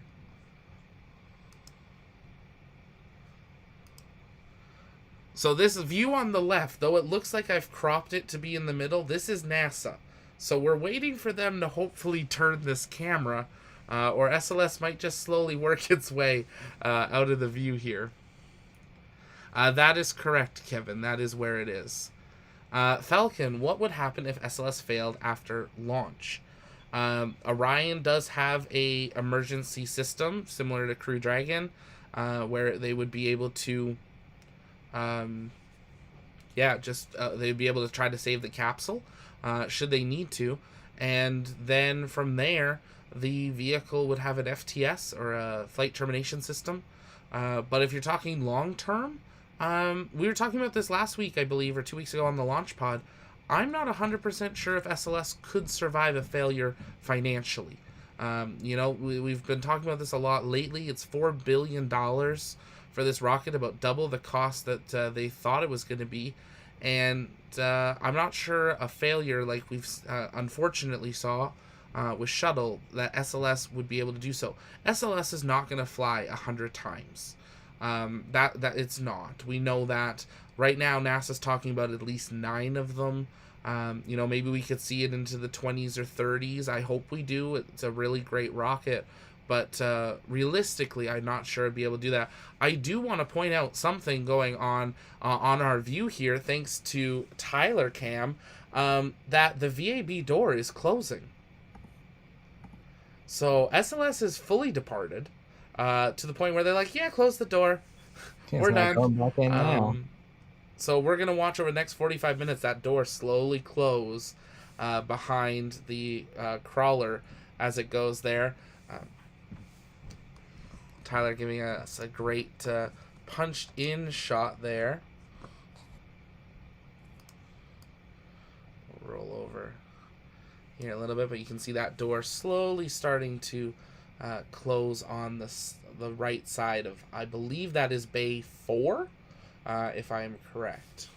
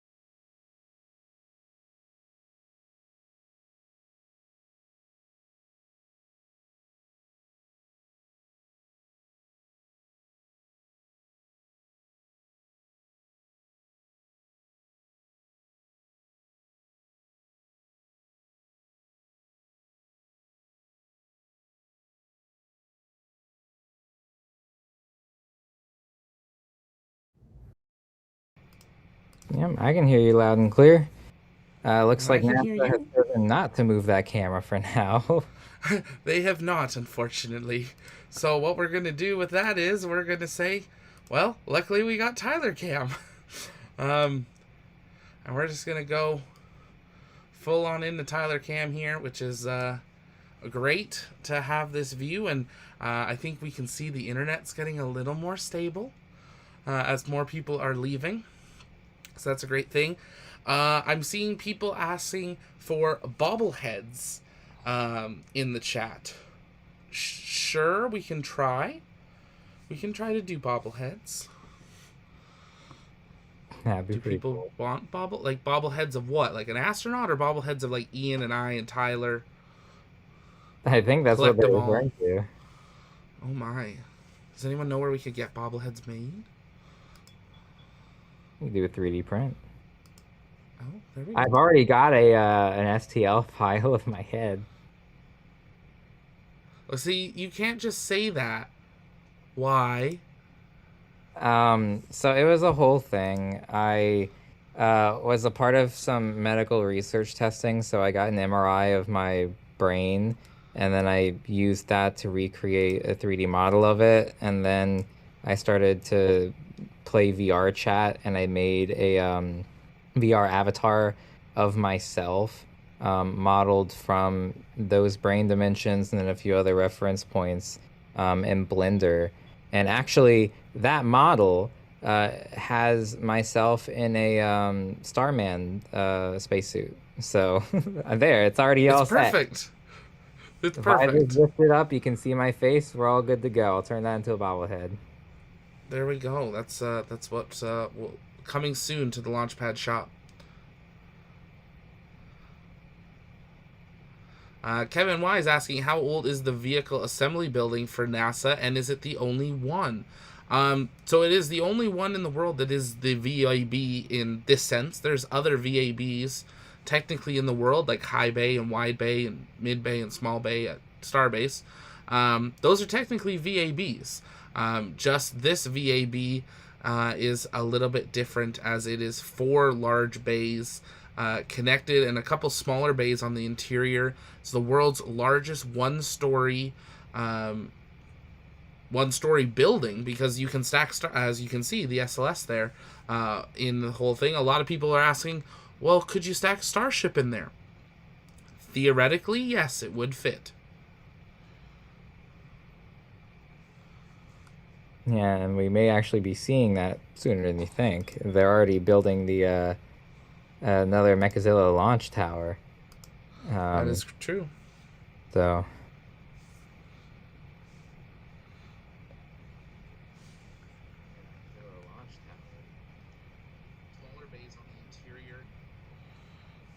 Just doing an audio check there. Yep, still got audio.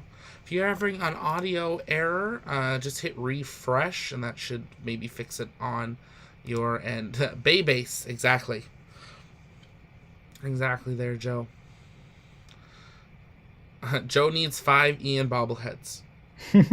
Coming up. Okay.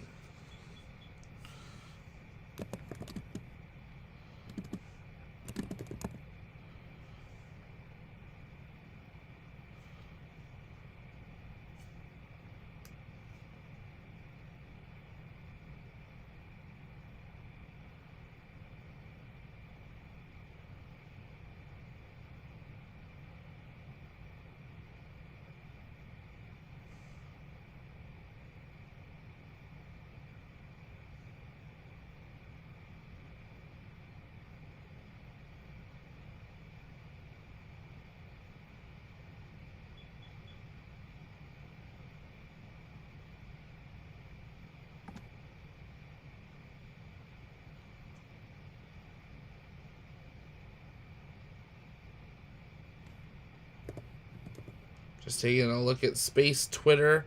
Lots of photos there, but some absolutely incredible shots coming from Boeing and from NASA. We didn't really see it, but there is a large Artemis banner on the far side of the transporter. So once it rolls by Tyler, we'll have some great shots of that here.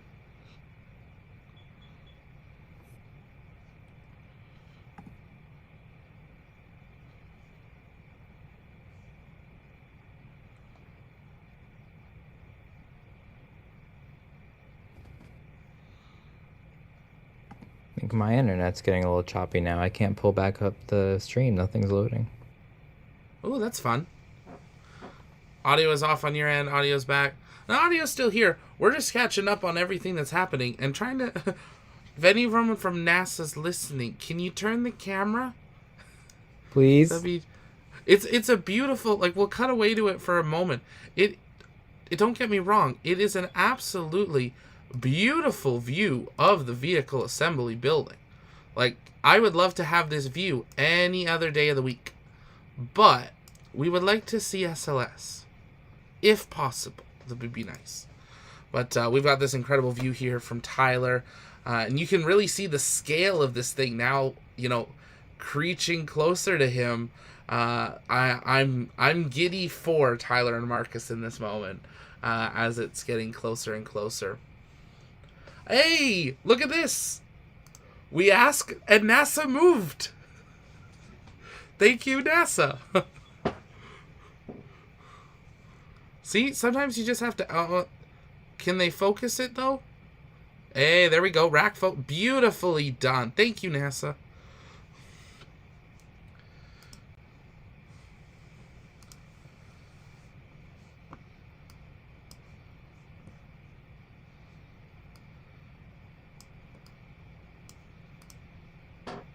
They hear me? That's NASA, if you can hear me, can I have a job? Yeah, I'll second that. Okay, there we go. I'm pulling it up on my phone so I can see everything now. Yeah, thank you. That is a much better view.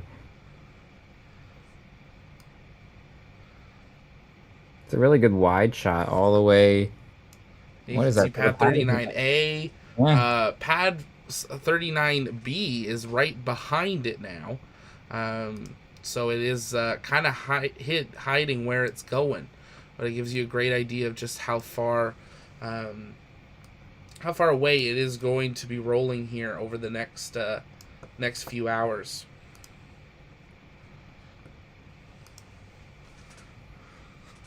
Kevin, yes. TLP control, yeah. Yes, I have the logins.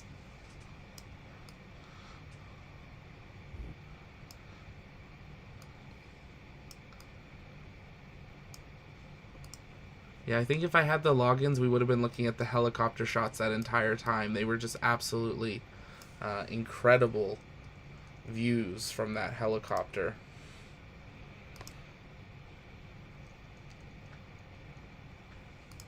And just looking at this shot now here coming in from Tyler, that sunset there, that is a shot with the VAB and the VAB's glowing. Absolutely beautiful there.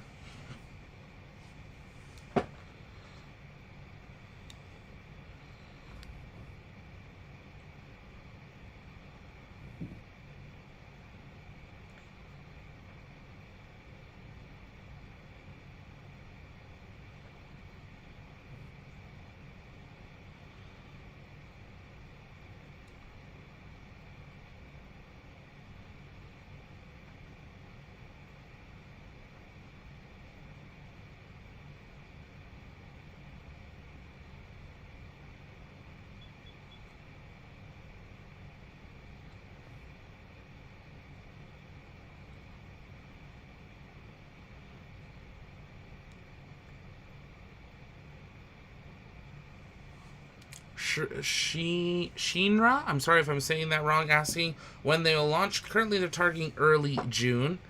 Brendan, username NASA, password 1234. You know, I wouldn't fully doubt that some of the systems might. You know, for something like a camera like this, not really that big of a deal, but we'll see.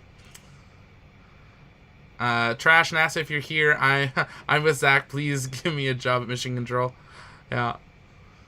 Arend, yes, the VAB is where they stacked Apollo. That is correct. Sorry, Kevin asked that. Yes, they have stacked Apollo in the VAB in that same where we saw SLS roll out.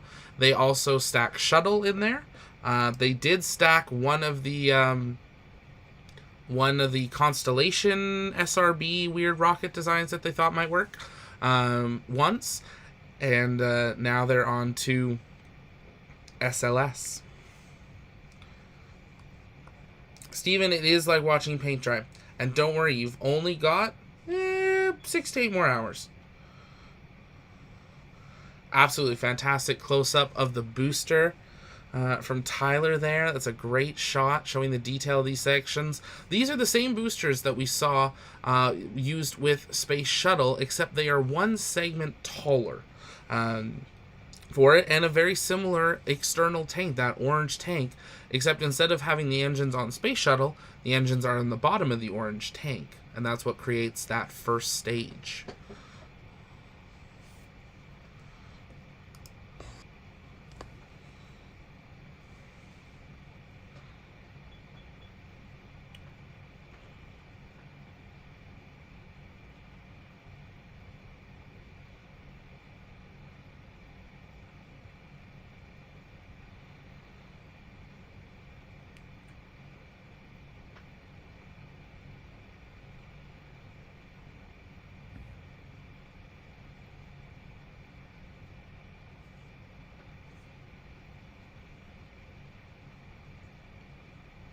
Shinra, 2.5 months outside. They don't fear anything.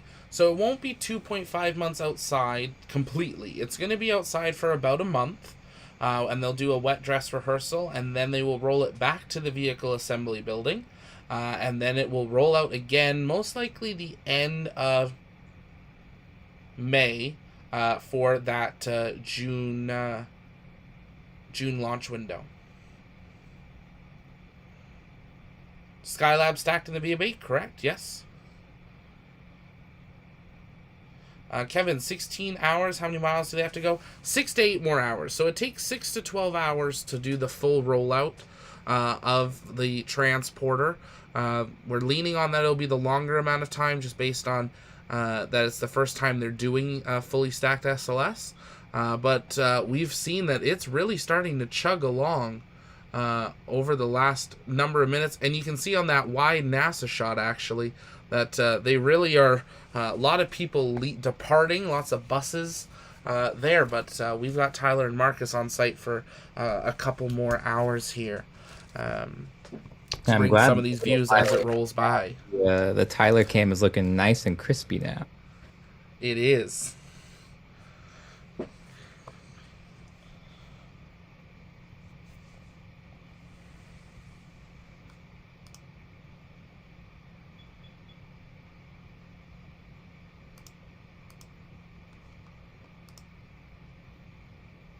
Yes, Stephen H. Glad to see it moving. Can't wait to see it move vertically fast. I can't agree more.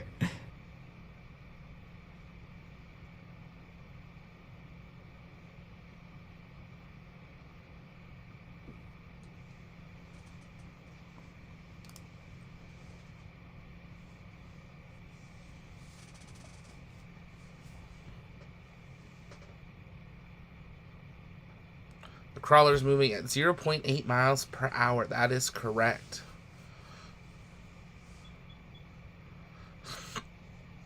And yes, it is about 3 miles from the VAB to pad 39B. Nicole, do the drivers change? It's a long drive there. I would expect yes. Not only just because of the length of time, but I would assume health and safety protocols would say that you can't drive a vehicle that long, let alone a $4 billion rocket. I would say I wonder if it has any form of like speed auto control or anything like that, but given that it's a cruise control? Yeah, like cruise control, auto lane keep. Auto lane keep, oh my god. This isn't a SpaceX launch site. If it was SpaceX, I wouldn't be surprised. Yeah. If it's SpaceX, they'll just blow the whole thing with a Cybertruck. True, that's true. Great question here from Kevin Wise. What dictates which pad they launch from? So, with the shuttle, they could use 39A or B.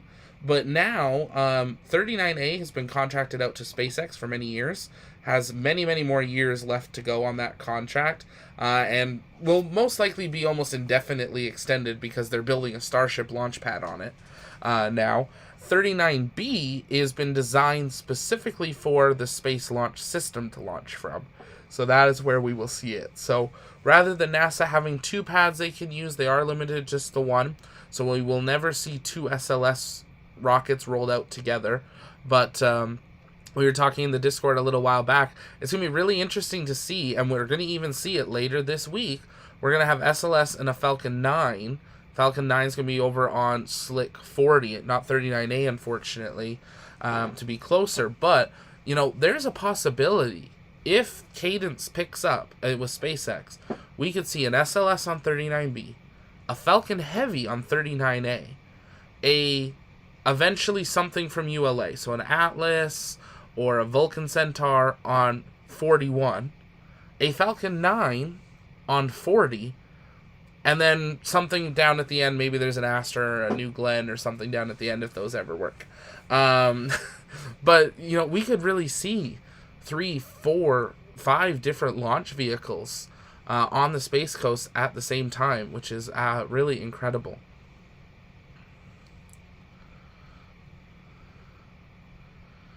Oh, an absolutely incredible shot there of the driver from Tyler, listening into the stream, talking about the driver. So he's showing us where the driver is.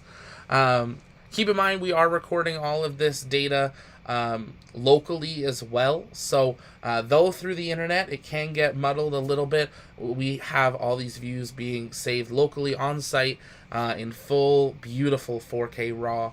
And stuff, and we're excited to bring that out to you guys. If you are a member, we're going to release some member-only videos over the next week and a bit of just some of the shots that we got from this event, and it's a great way to get early access to that type of content, but also support us. It starts at just $1.99, and it helps us make sure we can get these teams on location when needed.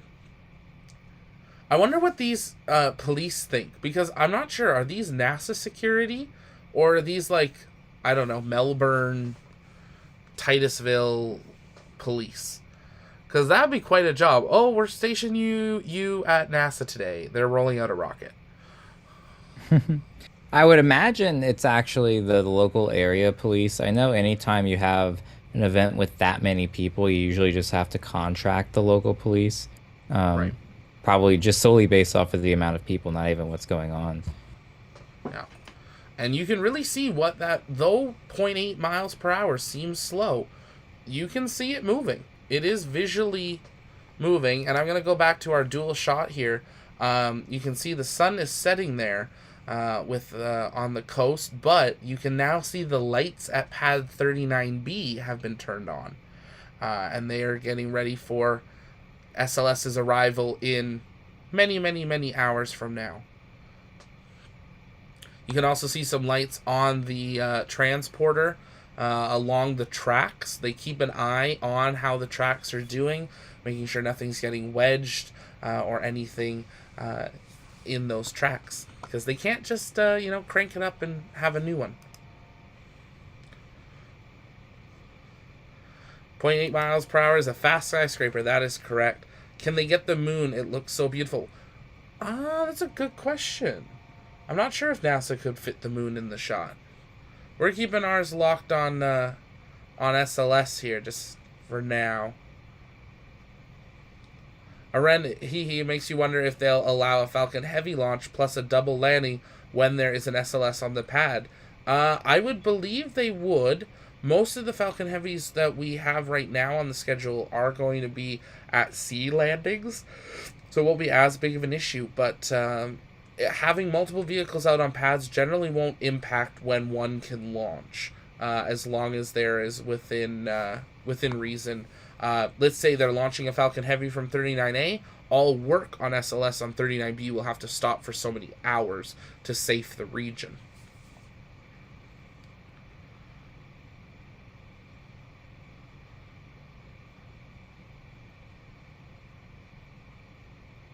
Tyler Ferguson, security police. Amazing, Tyler.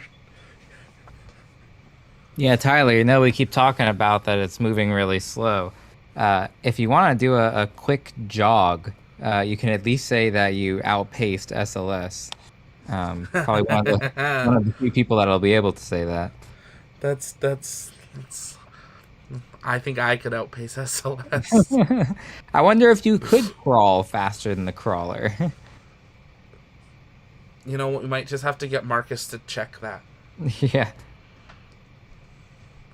You probably could. I'd imagine so. 0.8 miles per hour is pretty slow. I can crawl faster than that.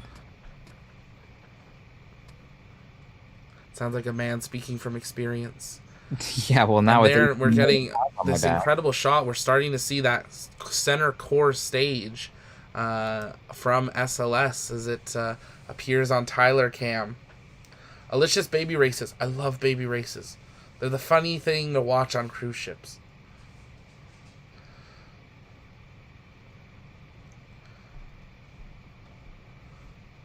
Kevin, the watermelon would be disintegrated. That's what would happen. It would probably just fall off. Yeah, it would probably be like one of the chunks of ice that just fall off and like break into a ton of pieces.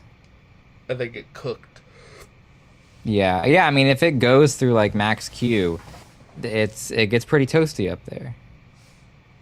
I'm more meaning for the flames under the rocket. Oh yeah, they can do that. Have you ever seen that one video?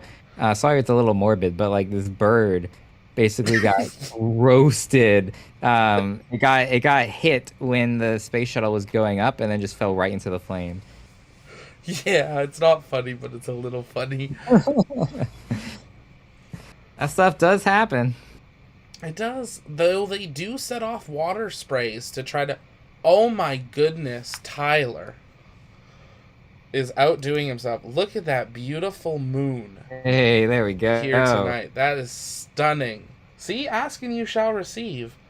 This is what happens because of your guys' support. We've got multiple cams on site and are able to tune in and look at different things. But look at that beautiful view of the moon rising on the horizon.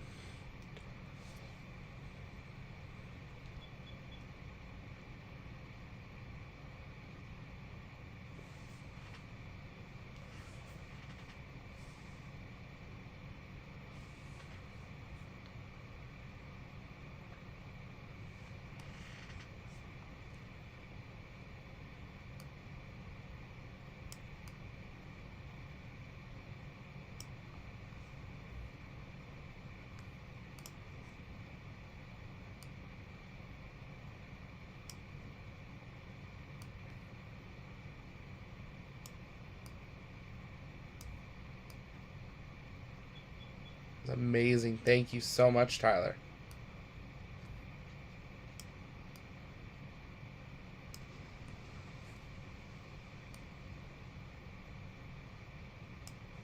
There you can see that. I can feel the bandwidth getting better and better over time. I know, it keeps getting better and clearer, and it's absolutely incredible as it continues its way towards Tyler and Marcus there on the side of the road. It's amazing that you can be this close. You know, you wouldn't necessarily always think you could be, but it's quite a view of SLS on its way.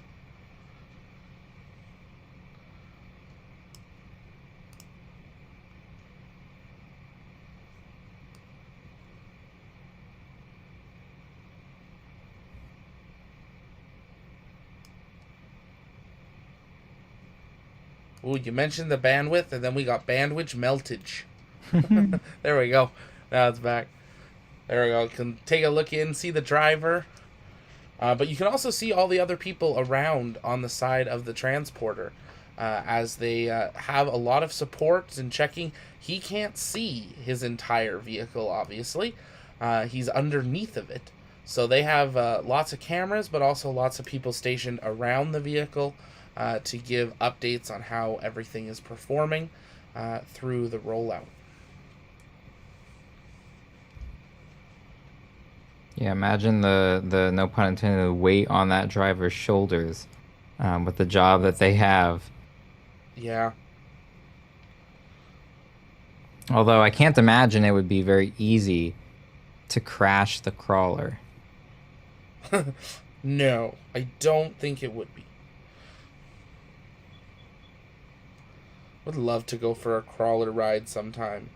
That'd be great. NASA, if you're listening, because you were listening earlier, can we come visit the transporter? I'd love to take that watermelon and put it under the crawler and just watch it go crunch. Ooh. That would be good. That would be good. Some good ASMR. Transporter ASMR coming soon to TikTok. Justin, do they have a date when the wet dress rehearsal will be? Not yet. So they will. You can actually, I'm going to say on that last view, you can see the American flag, the NASA worm, there's Artemis stuff. They've actually updated all the branding on the transporter as well, which is awesome. But no, not yet there, Justin. We're waiting here. They said they should hopefully know within a week or two once they get out to the pad just how everything's performing.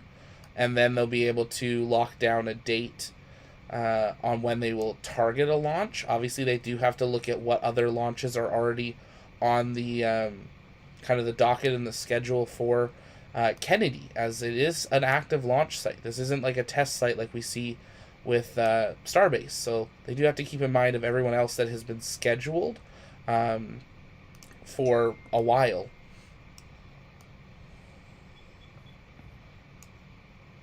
A great question there.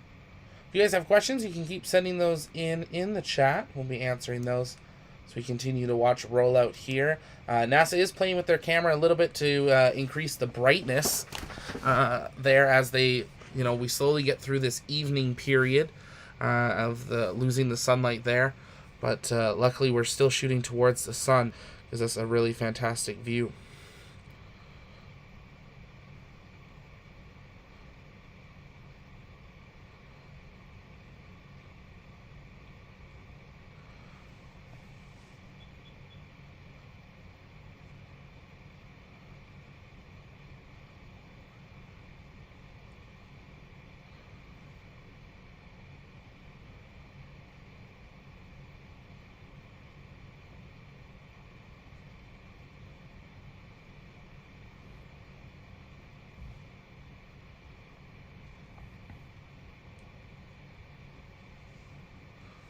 See it. I can't believe how close they are right now to this vehicle. They are within, what would you say, 50 feet, maybe 100. No, that's more than 50 feet for sure. That's well, there's only a few SUVs and then a little bit of dirt.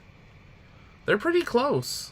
I'm gonna go with closer to 100 or 150, but once it's like fully next to them, because it's getting closer and closer, I could definitely see within 60 feet or so. Just look at these close-ups of the transporter, the detail of everything that makes this work. Justin, thank you so much. For that super chat, when is launch of SLS? They are targeting launch for currently the window of June 7th to 21st. That is the current window we have heard that they are targeting.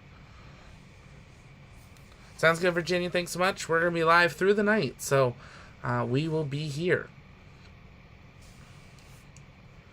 Ty, the size, it is massive. It really is.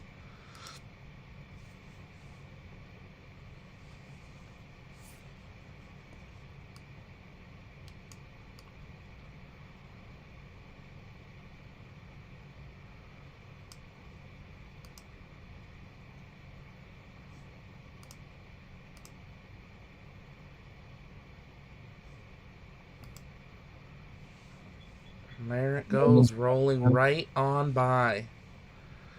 Yeah, look at that. Yeah, Tyler, Marcus, if you're hearing us, don't forget to stop and take a selfie. This is the absolute closest anyone can really ever get to any rocket. So enjoy it. Look up from the console. Look up from the view and actually take in that you're standing next to what's taking us back to the moon. It's a huge thing being in the field and on the ground. you're focused on the streams and everything, and you have to remember to look up, because I know with Inspiration 4 I did that, trying to do a balance of watching it but tracking it at the same time, and it's truly incredible.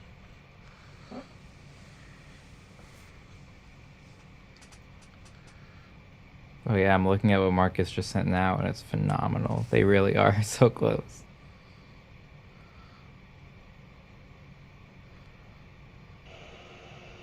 Oh wow, yeah. It's an absolutely gorgeous sunset too. Like, the photos coming in from this are incredible.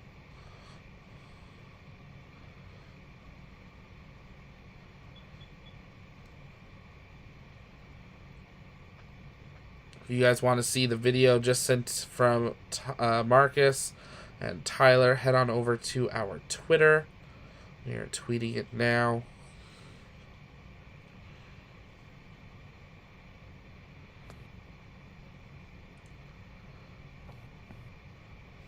Oh, and it looks like we have our answer from earlier. The reason they had that pause was they were moving the crew access arm back. Oh, okay. Yeah, because it folded all the way around. Because it was basically next to Orion, and now it's 180 degrees pointed away. Yeah. And just like that, SLS... This is a great example of how quickly it's moving there. Just the speed... Oh my god. I'm going full screen on that shot. Look at that shot. Bravo. I love that the guy's there. That is incredible. And the police car and everything. You know, it all adds. That's so cool. You know, it's an exciting day when we get excited. You know, we watch a lot of these, but, you know, seeing a transporter roll again, it's been a long time coming. Look at these shots from Tyler. This looks exactly like the render. Like, exactly like the render. Oddly enough, it kind of does. And to our VSVN fans, there you go. You can see that VSVN again. That's a beautiful... No cruise ships, Kevin. You're correct. No cruise ships can scrub this one.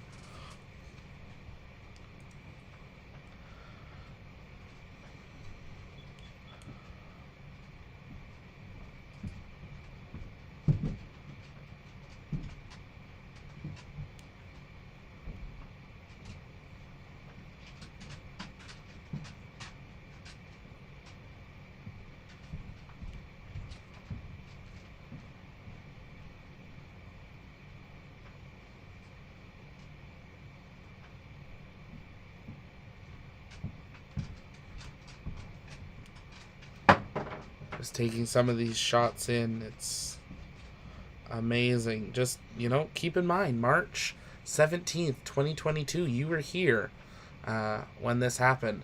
What is a render? A render is an animation. So we've had a number of animations of what rollout would look like from NASA, and this is now seeing kind of a new, seeing it for real, which is really, really cool.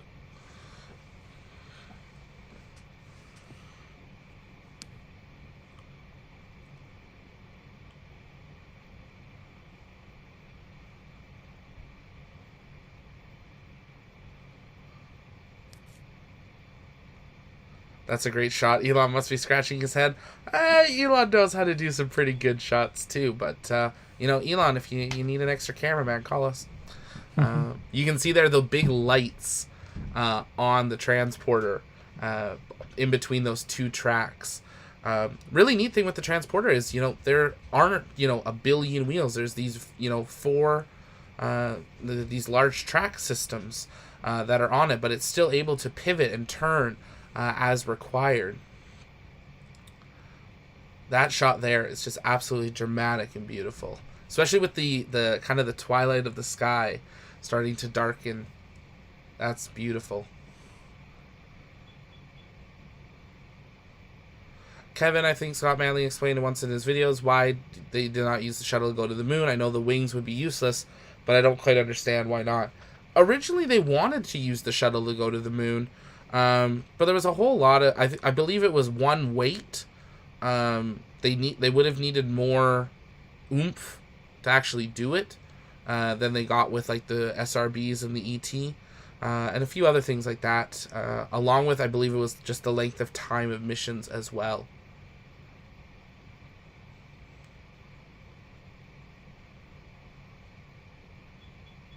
That guy walking next to it shows you the size. It really does.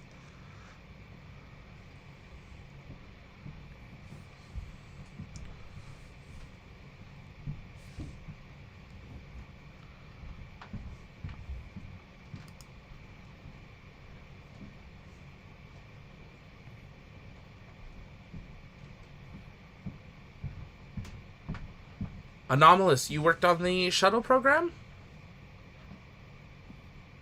Yeah, I know the shuttle's transporter definitely over the years as they got to know it definitely did pick up speed because they were used to it. You know, they knew the shuttle, they knew the system.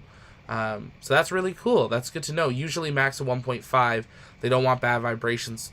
Absolutely, because, you know, especially with the height, shuttle compared to SLS is quite different.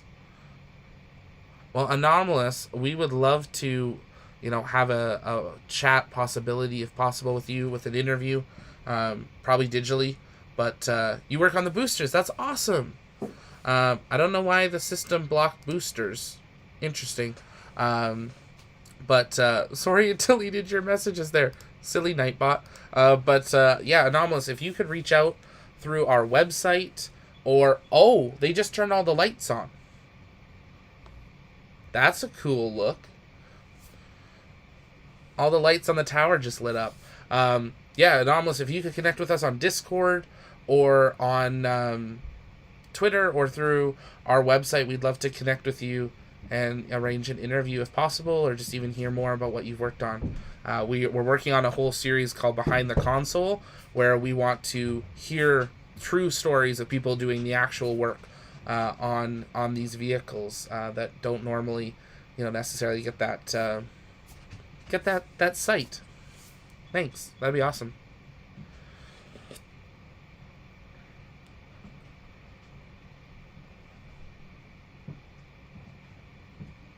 And for those that were waiting for that tweet, apologies, I just sent it now.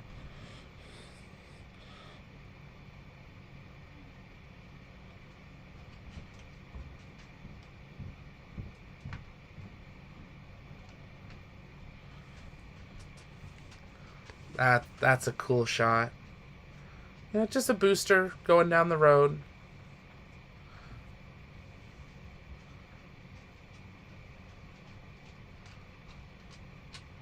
Thank you so much, Julian. We appreciate it.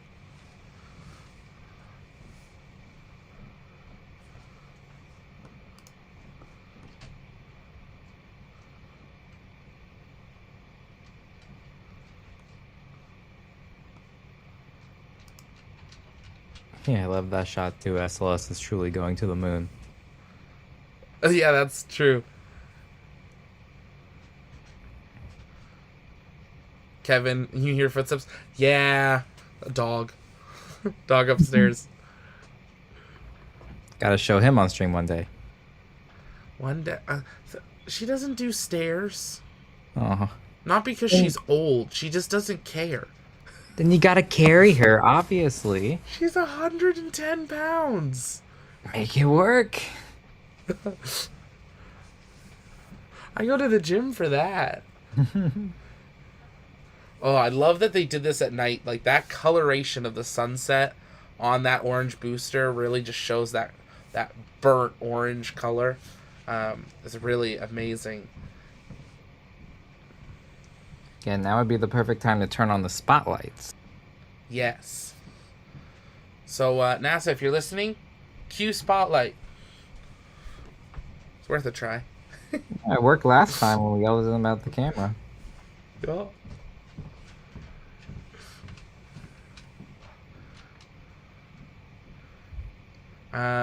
The RA-1, the first test actually going to the moon. Yes, the first launch of SLS will launch into low Earth orbit, and then have a translunar injection, and it will launch to the moon. And it will go into an orbit similar to what Apollo 8 did, where it does a figure 8, and then it will come back to Earth with the Orion capsule. Now, the core stage of SLS, that entire orange section, another incredible shot, that whole orange section, except the top little bit, that first stage won't even get into orbit. It is fully suborbital. The 2 boosters and that core stage don't even get the Orion capsule to orbit. The second stage does that. The SRBs will separate a couple minutes into flight, and then the core stage itself will come down somewhere between Hawaii and Baja California, based on some simulations that we've seen done by Flight.io. Jessica, if they turn the spotlights on, you're gonna die. Yeah, that's when we say, hey, NASA, thank you. The moon couldn't have been in a better place. I agree. I do agree.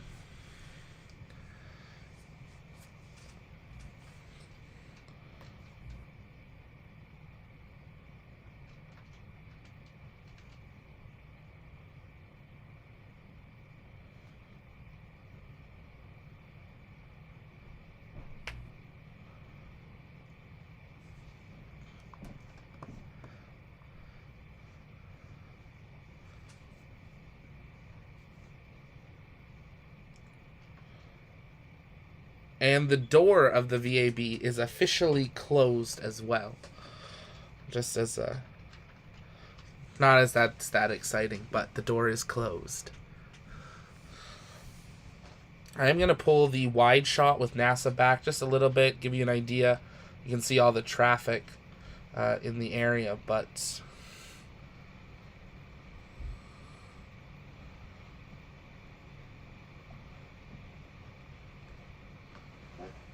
just gives you a scale of this rocket. If you were anywhere in the Florida area and able to go over to Kennedy, definitely it's a place to see over the next few weeks with SLS out at the pad for the first time. Really incredible place to view it, to play Linda Beach, but also at the Apollo Center if you go through with the NASA tour there out to the Apollo Center.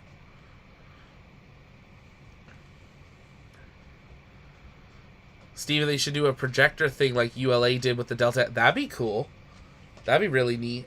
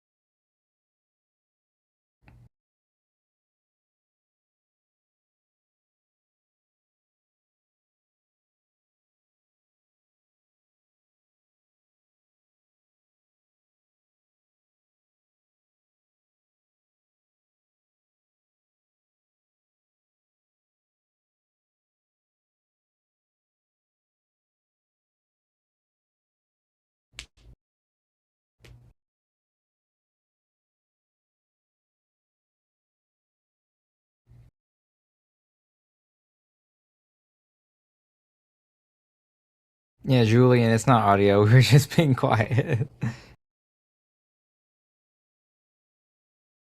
Unless it's something on the accent. But Kevin asks, what are the plans after we hit all of the objectives on the moon with Artemis? Do they keep going to the moon, or do they throw it aside and throw everything at Mars? I know they do have a few different missions planned for the moon if Artemis is successful, not just to land people, but some of them are talking about possibly doing portable nuclear power, building bases, getting water. There's lots of different things that they can do for different missions. But yeah, the ultimate goal, if Artemis is successful and they have more than 4 or 5, 6 launches, is to go to Mars and beyond into further deep space.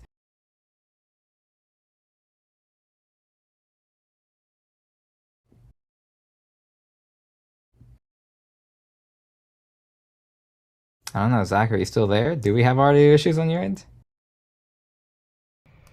Sorry, no, I'm still here. I had to flip the chicken. No, you're good. Actually, I need to head out soon to get dinner myself. Head out? Unacceptable. Just order in. Well, I'm dog sitting for that guy, so That's fair. I gotta go over there. We want to hear in the chat, what do you guys think Ian should have for dinner? Yeah, actually, that's fantastic, because half of the reason why I don't eat sometimes is I just don't know what to do. So I'll leave it up to chat. What should I eat?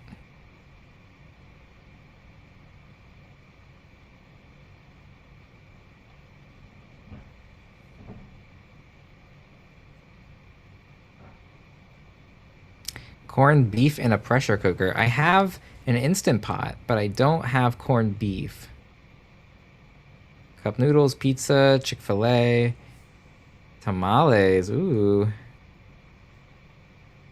I had Cane's for lunch, so probably not Chick-fil-A. It's too similar. You should order out Thai food, chicken pad Thai. I don't think I've ever had chicken pad Thai. Beans. You've never had chicken pad Thai? And entire pie. Well, okay, but Joe, what type of pie? You gotta specify. Rocket Burger. Ooh, wait, what is Rocket Burger? Is that like a restaurant? Rocket Burger. Oh yeah, look at this. Cup of noodles. I'm with Dog Tones. Cup of noodles. Anything that delivers. Italian chicken Alfredo. Wow.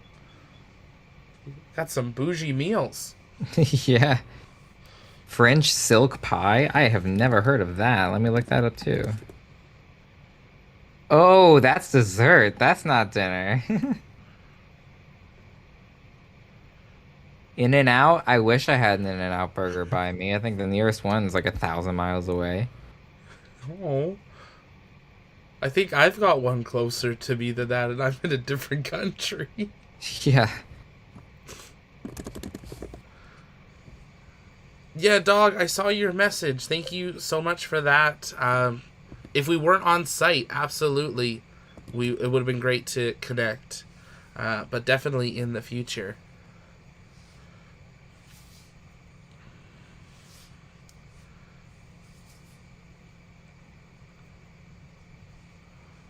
It's absolutely incredible. SLS rolling down the way. I could go for some sweet and sour chicken. Also, I was wrong. Apparently, there's now an In-N-Out burger only 300 miles away.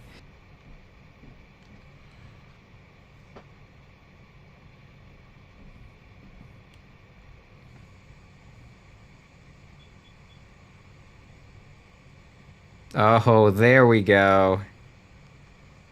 Oh my word. That's looking good. That's a shot.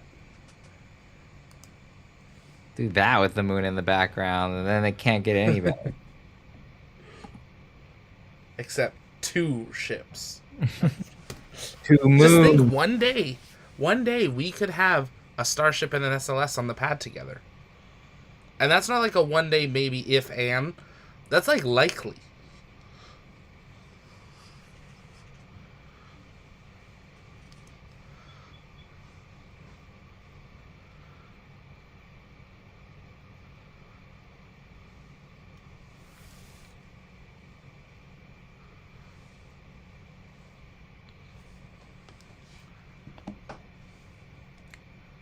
Repeat of the Apollo program. Yeah, the 2 ships. That'd be awesome, Ty. And I will say, for those in the Discord that were like, why did I buy an SLS mug? To use today.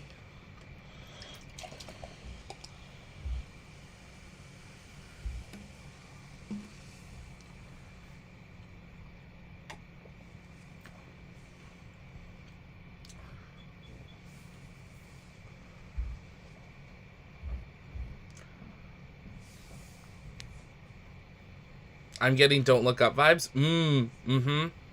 Little bit. Or at least as far as we know, we don't have an asteroid coming for us. Well, do we want to talk about the Bennu? Nah. Although the other day, the asteroid defense system actually did find an asteroid. It wasn't very large, but they detected it about 2 hours out from impact, and then calculated exactly where and when it was going to hit, and it was spot on. So that's good news. That means if something big comes along, we should have ample notice, more than 2 hours, because it'll be bigger than I think they said like it was half of a giraffe. Weird comparison, but half of a giraffe. What part? The top half or the bottom? Yeah, you know what, they didn't the front really or the say. back? Gentlemen. Like, are we talking head to tail or head to front foot? I think we got Tyler back. Hello. Hey, how's it going? Good. You sound much more clear too. That's good. It's because half the people went away. Yeah, fair. How is it? Like, this is incredible. I've got goosebumps here. I can't imagine being there on site. Yeah, like I couldn't move around fast enough to change the camera angles. It was just incredible to watch. I feel like I saw exactly what I hoped to see. Like, I'm actually getting emotional just right now thinking about it, because it just was actually amazing. Yeah, it's so cool. It's crazy. Start of a new generation, a new era. Yeah, so awesome. As it came by, like, the scale of it was just insane. Like, I can't wait to show you some of the stills. Like, it's just absolutely nuts.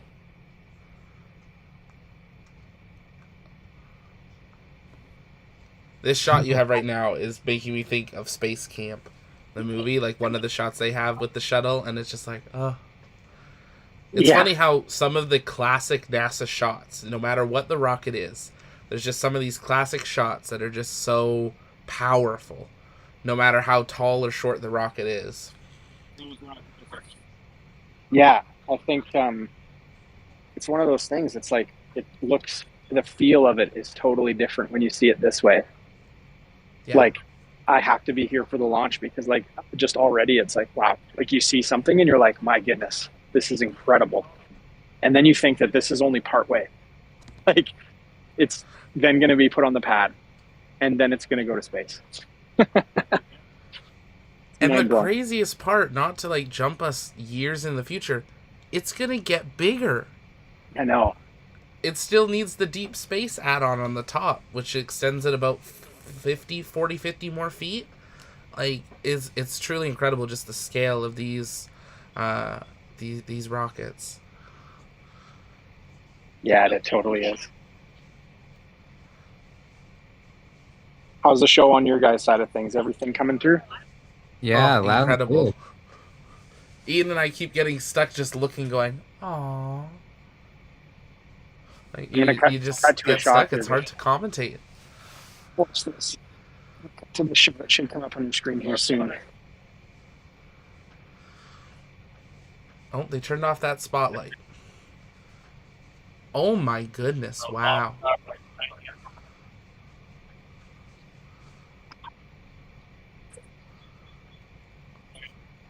So good. Oh, man. The only thing, if I'm being picky, is that it'd be nice if they spotlit it from the back right now. That'd be amazing. Like shooting towards the VAB? Yeah. No, like, if they backlit from it, the that's VAB. cool, but from the VAB, if they put, like, big lights on it, even from the sides, even from, like... They normally do. Yeah. It just might Okay, be. so We might not be NASA, far. if you're listening again, we would like some light from the front. You wouldn't believe, Tyler, I'm not sure if you've been listening the whole time, but about 4 times we've said something to NASA and they've done it. So, you know, ask and maybe you'll receive. Amazing. Well, I just want to quickly just shout out and just say thanks to everybody in the chat tonight. It's really awesome to see the level of engagement and just seeing everybody ask for cool shots and different angles is it's great. Appreciate everybody being patient with us as we do this for really this level for the first time. And I would say it's worked. Yeah, I think so. It has worked. I honestly, like, I can't stop smiling. Oh my goodness.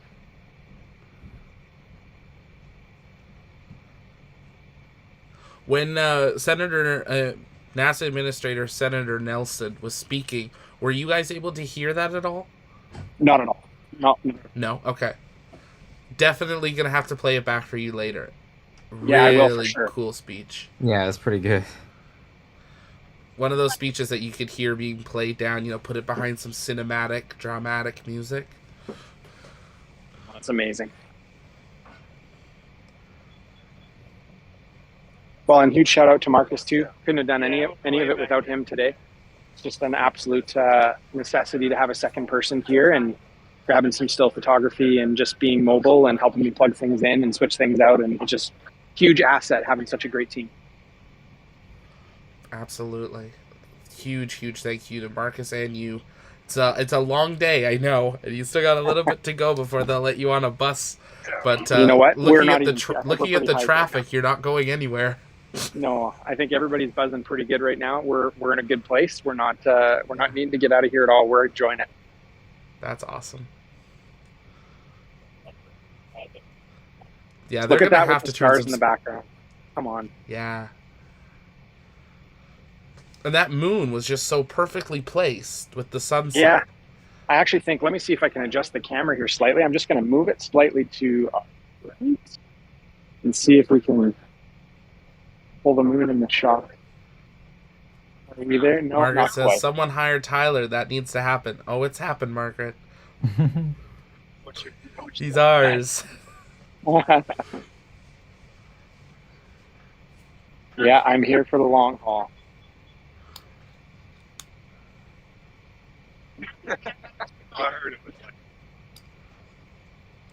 I've got so much stuff on the ground, I don't even know where to start.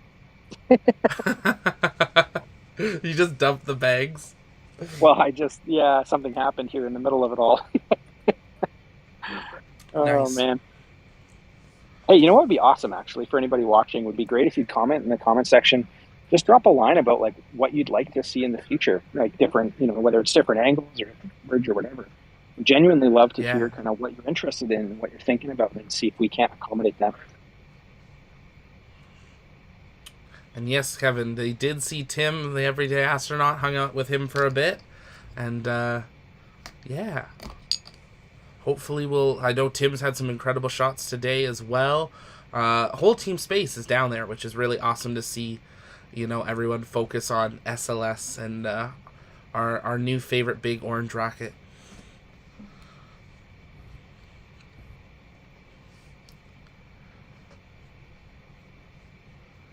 I wonder if they'll put the spotlights on it at the turn basin. That's the word I was looking for earlier. Turn basin. Because they would be able to preset stuff up there. It's looking like it's about to just get engulfed into the darkness right now. Yeah. Well, I'm should have brought that one of two rigs. super bright flashlight. Just did our own spotlight. Yeah. Excuse me, don't mind my lighting. Just do a very long exposure with a laser pointer and draw a smiley face on it. Yeah, that'd be great. Yeah, maybe.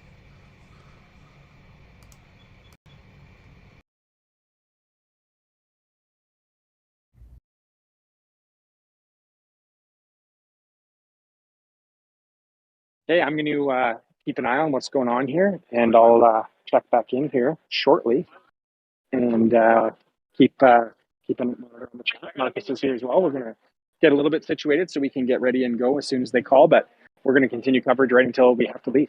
So we'll let you know. Sounds good. Well, it's nice to hear from you again. Yeah, you betcha. I'll touch base here right away. All right.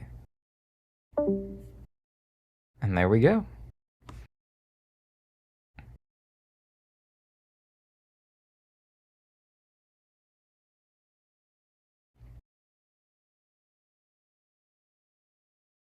Kevin says, we need a collab with him. It would help both of your channels, I think.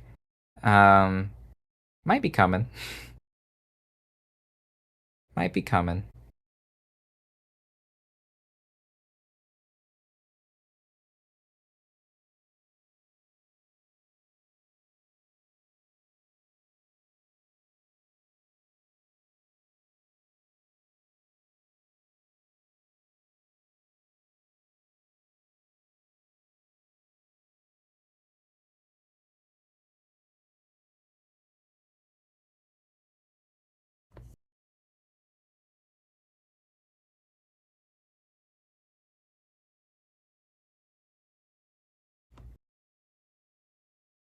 There we go. We're cranking up the exposure a little bit so we can see the rocket.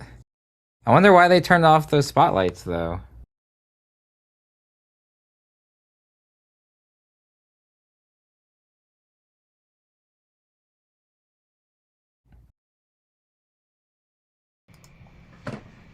I know it might be a not great punchline, but budget cuts.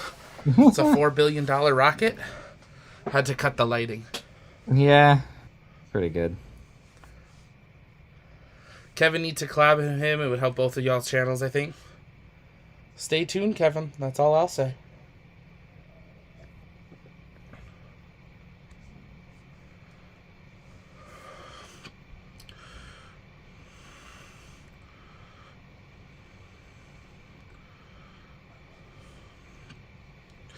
NASA is going green. Energy conservation. Maybe. They said it was on for 2 minutes. You saw it. That's good. Yeah. It was there. It exists. What do you want more now? FAA is going to prove. No, and keep in mind also, like, the cameras that we're seeing, like, from here are going through the internet as well. So even the on-site cameras can be seeing it still brighter because they'll have that natural aperture and be just drawing in a bit more light as well. So, and keep in mind, we have multiple cameras. So, you know, this one's not moving because we're moving the others to get shots as well. Not all of them did we patch in for this stream.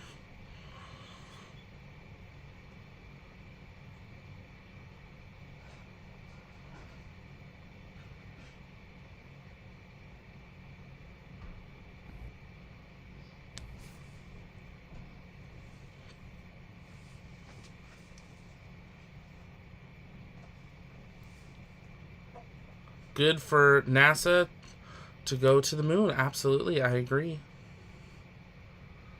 And yes, hopefully Dogtones will see Starship approval. Maybe now that SLS is rolled out, maybe we'll be lucky enough.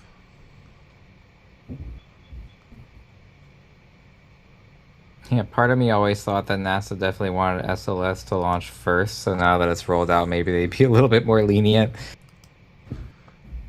I definitely think there's that possibility. That's why SpaceX stacked Starship yesterday or 2 days ago and then fueled it yesterday. Yeah. Hit the gas. Let's get this crawler going. It's moving. It is moving. Keep in mind, the further away it gets, the slower it's going to look like it's moving. But it is still moving ever so slowly.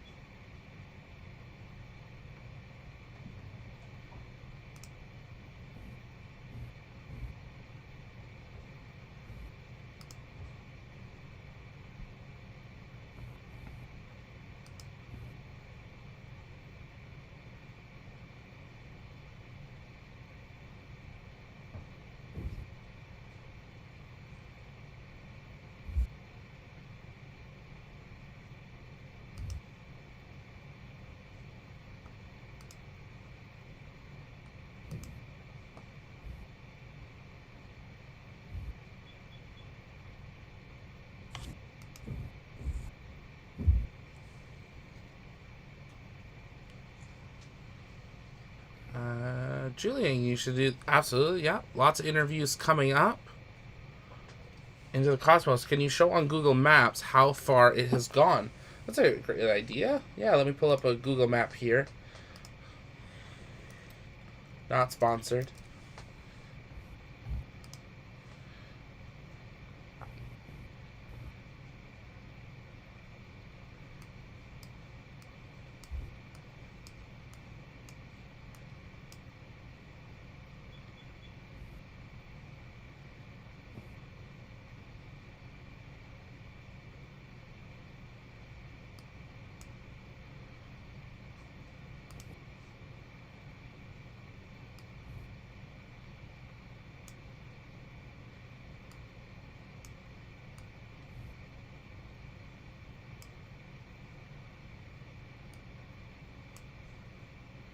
So we'll pull this up on the view here.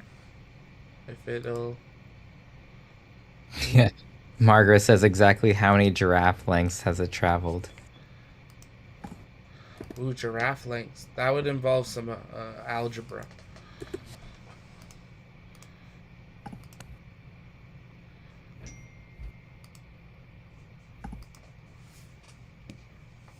Actually, if you give me how long it has crawled, I'll do that for you.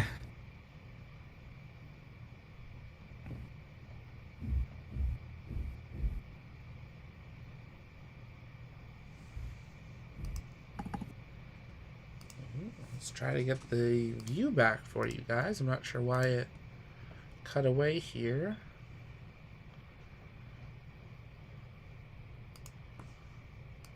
I am hearing some intense mic static. Ooh, fun.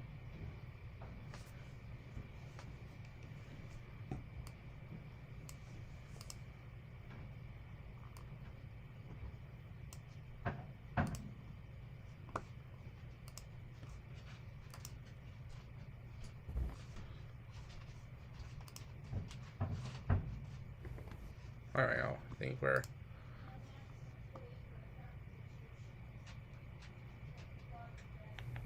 There we go. So on your screen here, you can see the VAB is right here, this little white box. This is the grounds of the VAB here, but the crawler is going to go down this crawler way here. Down. I'm not sure if you actually can see my mouse. No, or we not. can't see the mouse. No? Well, that's fun. Follow the white dot in the center of your screen, right above where Kennedy. And then it's following that tracker, and then it's going to reach that point where it has to turn left to go to 39B straight up. I would say right now, it's maybe a third of the way to that turn. Maybe a half. Third to a half of the way to where it makes the turn. So I'd say we're probably about 20% done. I'd say we're probably about 20%. About 3.5 to 4.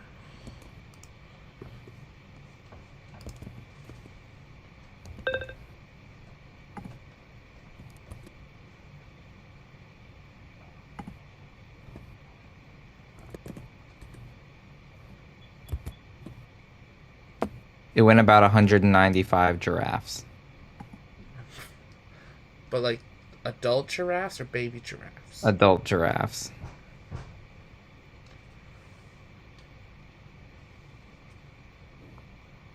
Kevin, when SLS returns from orbit, is it going to follow the same or very similar standard operating of Dragon?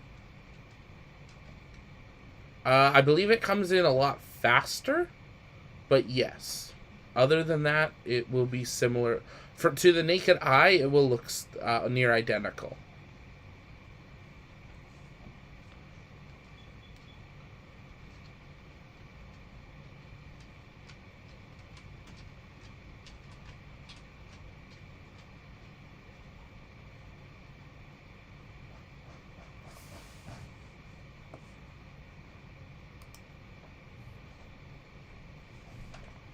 Slowly getting darker and darker.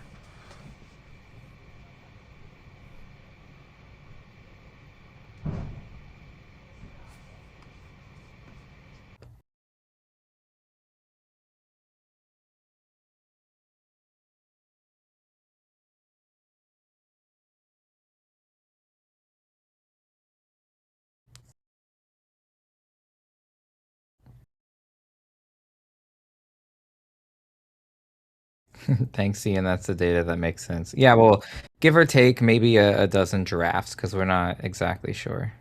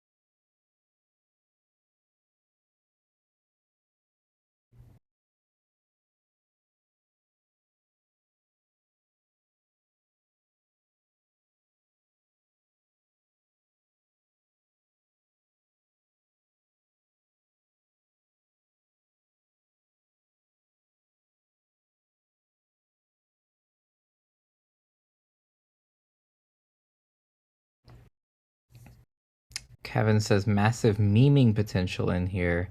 How so? Are you referring to the giraffes or to the general atmosphere?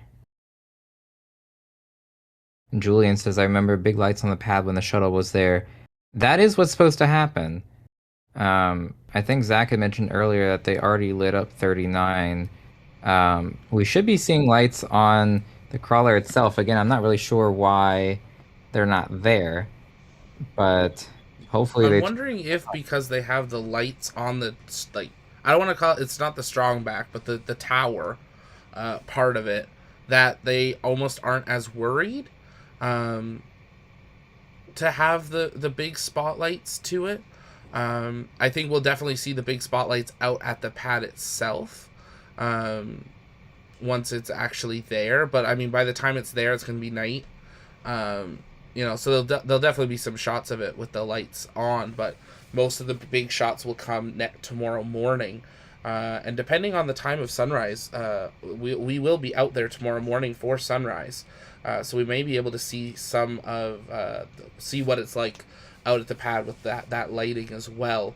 I do know at this point we've probably got about an hour and a little bit left, according to the kind of the schedules that we had on when they would let the media go. Obviously, depending also on how the lighting is, we could see them possibly wrap that up early as well. But it has taken until now for the traffic to calm down with everybody leaving. So there were some people that were stuck in traffic for a good hour and a bit after the rollout really was on its way. But it's moving. SLS on its way to pad 39B.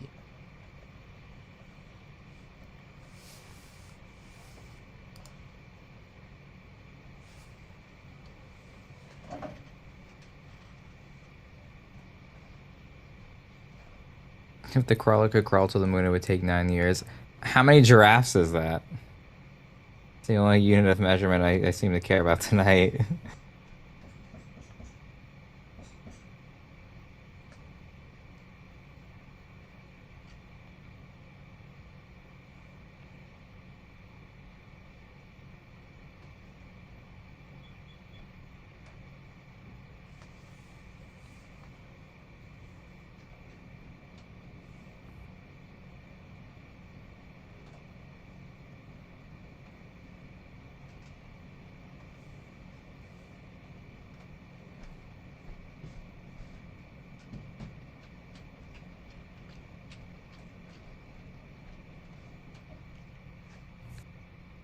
Oh, we got a Wolfram Alpha link.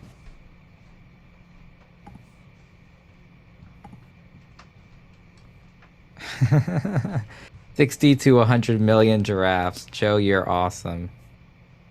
Also, shout out to Wolfram Alpha for just taking divide by height of giraffe and knowing what to do with it.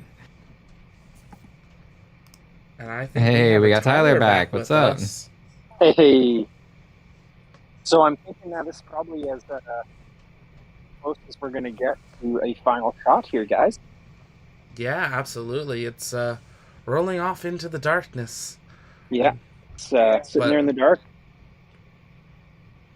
Absolutely beautiful shot, though, even with the moon there. Is it as dark in person, or is it? It is. Like, yeah. I would think so. There's no light there. It's just all wildlife. So. No, it's it's pretty dark. Yeah. Yeah. Don't trip in a hole. Few people left. Be careful. Exactly. Yeah, we're gonna get packed up here and just be ready because everything's pretty well shut down and looks like all the viewers are gone and there's a few handful of media hanging around just waiting for news. Guys, it's been an absolute pleasure. So I went through all the chat comments. Just genuinely appreciate everybody. Thank you so much for all the positivity. Thank you so much for being there, and we'll talk to you in a bit and look forward to sharing some more of what you guys saw when you guys get back. Yeah, you sure will. I'll send you some stills later this evening that you're not going to want to miss. Awesome. Good. Great. Thanks, guys. So welcome, and we'll talk soon. Bye, everybody. Talk soon. We'll see you later. See ya. Bye. And that is the Tyler and Marcus. They're gonna start to wrap up on site here, and we'll have our second shot ready. There we go. That is a photo from Tyler that he took earlier today of the beautiful VAB. We're gonna switch over here to this one here, and that is a current live view looking out. SLS just slowly rolling off in the distance. And this is going to be the view that we have overnight here tonight from NASA. So we hope that may see it transition and roll over a little bit later in the evening so we can see it. But from this angle, you can see pad 39B off in the distance. So if it does make its way out there, we will have that view if any more spotlights do appear on it. But I think we'll see. If you guys have questions, you can send those in the chat, and we'll can do maybe one last round for now, and then what we'll do is we'll turn up some tunes, take a bit of a commentary break, but we'll leave this stream up so you guys can track through the night how rollout is going. And then we'll be back at it through the evening with some updates as we hear more. So if you have any last questions, send those in the chat, and we will be happy to answer those for you.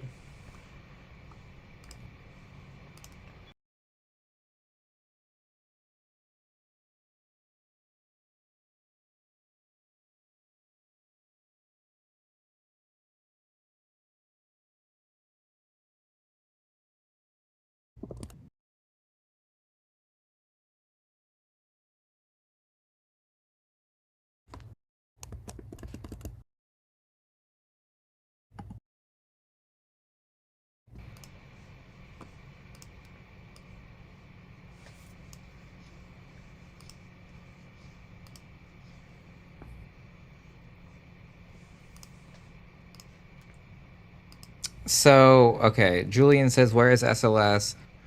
You see... It's out there. Yeah, the blinky thing kind of to the right of the screen. That's it. This is the best view we got right now. It's a little dark. If they turned on the spotlights, it'd make it better. Or just bump the iris a little more. Yeah.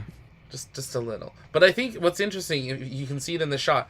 If you see the meatball, the NASA meatball, that's a huge spotlight aimed at the VAB. So imagine the number of spotlights we need to light the SLS. So, maybe not. Yeah, I don't think this is the perfect nighttime live stream camera setup they've got going on. Probably wasn't built for it.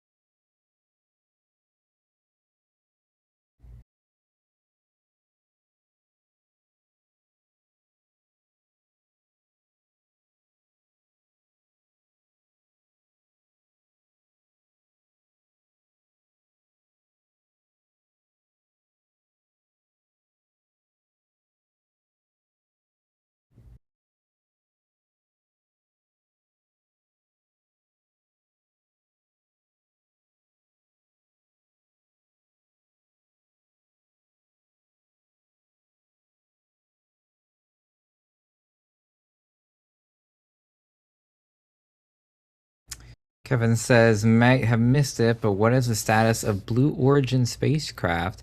Is it still in testing, or are they planning on going interstellar with it? Zach's chicken is ready.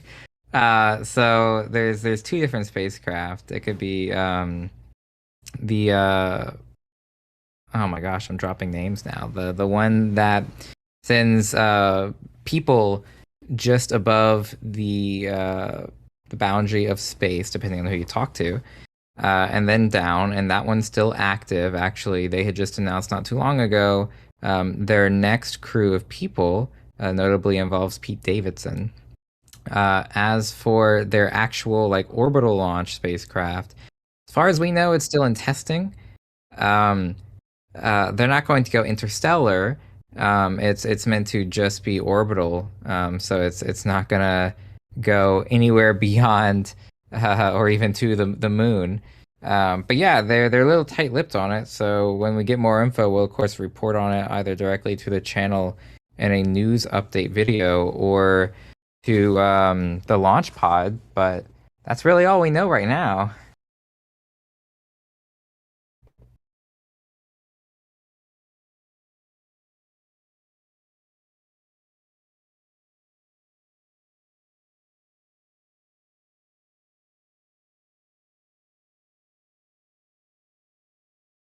Chicken pizza. Oh, no, don't say yuck. That sounds delicious. Drizzle a little bit of ranch on that, and you've got like the perfect dinner. And a little bit of pineapple. Oh, you're speaking my language. Thank you. You know, I had no, my chicken's almost ready. Almost. A little bit longer. But I think with that, we have really come to kind of the conclusion of what is going to be the main portion of our rollout. Now, we've said we're going to stay live throughout the evening so you guys can track the launch, and we absolutely are. What we're going to do is we are going to transition over to a secondary stream that we have started called Rollout Tracker, where you guys will be able to track on through the night. I'll jump on and give any updates as we hear them or anything like that. But just to have the last kind of 4 or 5 hours in a cohesive video of the actual rollout itself so we can remember it for our history and kind of the online time capsule that YouTube becomes.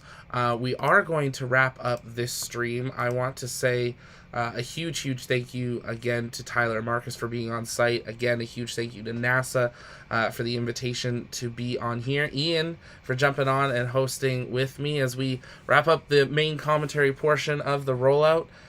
Final thoughts, Ian. SLS on its way to the pad, finally. Pretty cool. I can't wait to go to sleep tonight and then wake up and see loads of content that I wish I was awake for.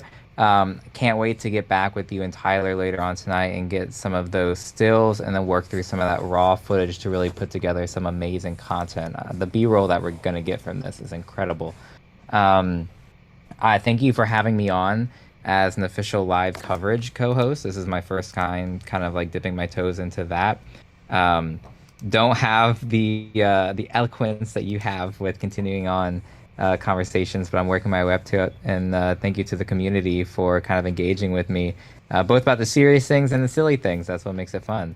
So I'm really glad to be here, and really glad I got to share this moment with all of you guys, and can't wait to see what's next.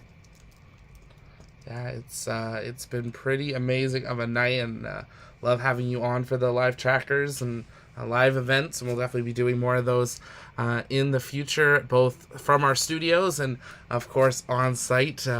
Definitely not missing the SLS launch. We'll be there in person for that, and hopefully for the second SLS rollout, because I think it'll be just as amazing, but maybe less press, so might even get closer. We'll see. But here at the launch pad, our mission is to inform and inspire the explorers of tomorrow, because we really do believe that space is better together, and that is why we are getting ready to go back to the moon as a community, as humanity, and we are so grateful for each and every one of you joining us as we watched SLS roll out for the very first time from the vehicle assembly building. This stream is going to wrap up here in just a few minutes. There's a new stream link in the chat, as well as if you have autoplay on, you'll get auto redirected over to it. That stream is going to stay up all the way through morning when we will see it arrive over at the pad. The chat will stay active. We'll be in the chat, and we will post updates as we get them. If you haven't yet, definitely check out us over on Twitter, TLPN_official. We'll be live tweeting some videos and photos over the next few hours and days from today. Join the Discord, it's free to do so, and we'll be hanging out in live comms a little bit later, talking about today's rollout and just hanging out as usual. And then make sure you tune in, as we do still have launches coming up. Falcon 9 originally was scheduled for tomorrow, has been pushed till Friday, so we hope you'll join us live for that. We are keeping an eye on the Russia crew mission launch and much more coming up. But for now, this is Zach and Ian from the Launchpad Network signing off. We'll see you next time. Stay with us as we track SLS on its way to the pad. Good night. Bye, guys.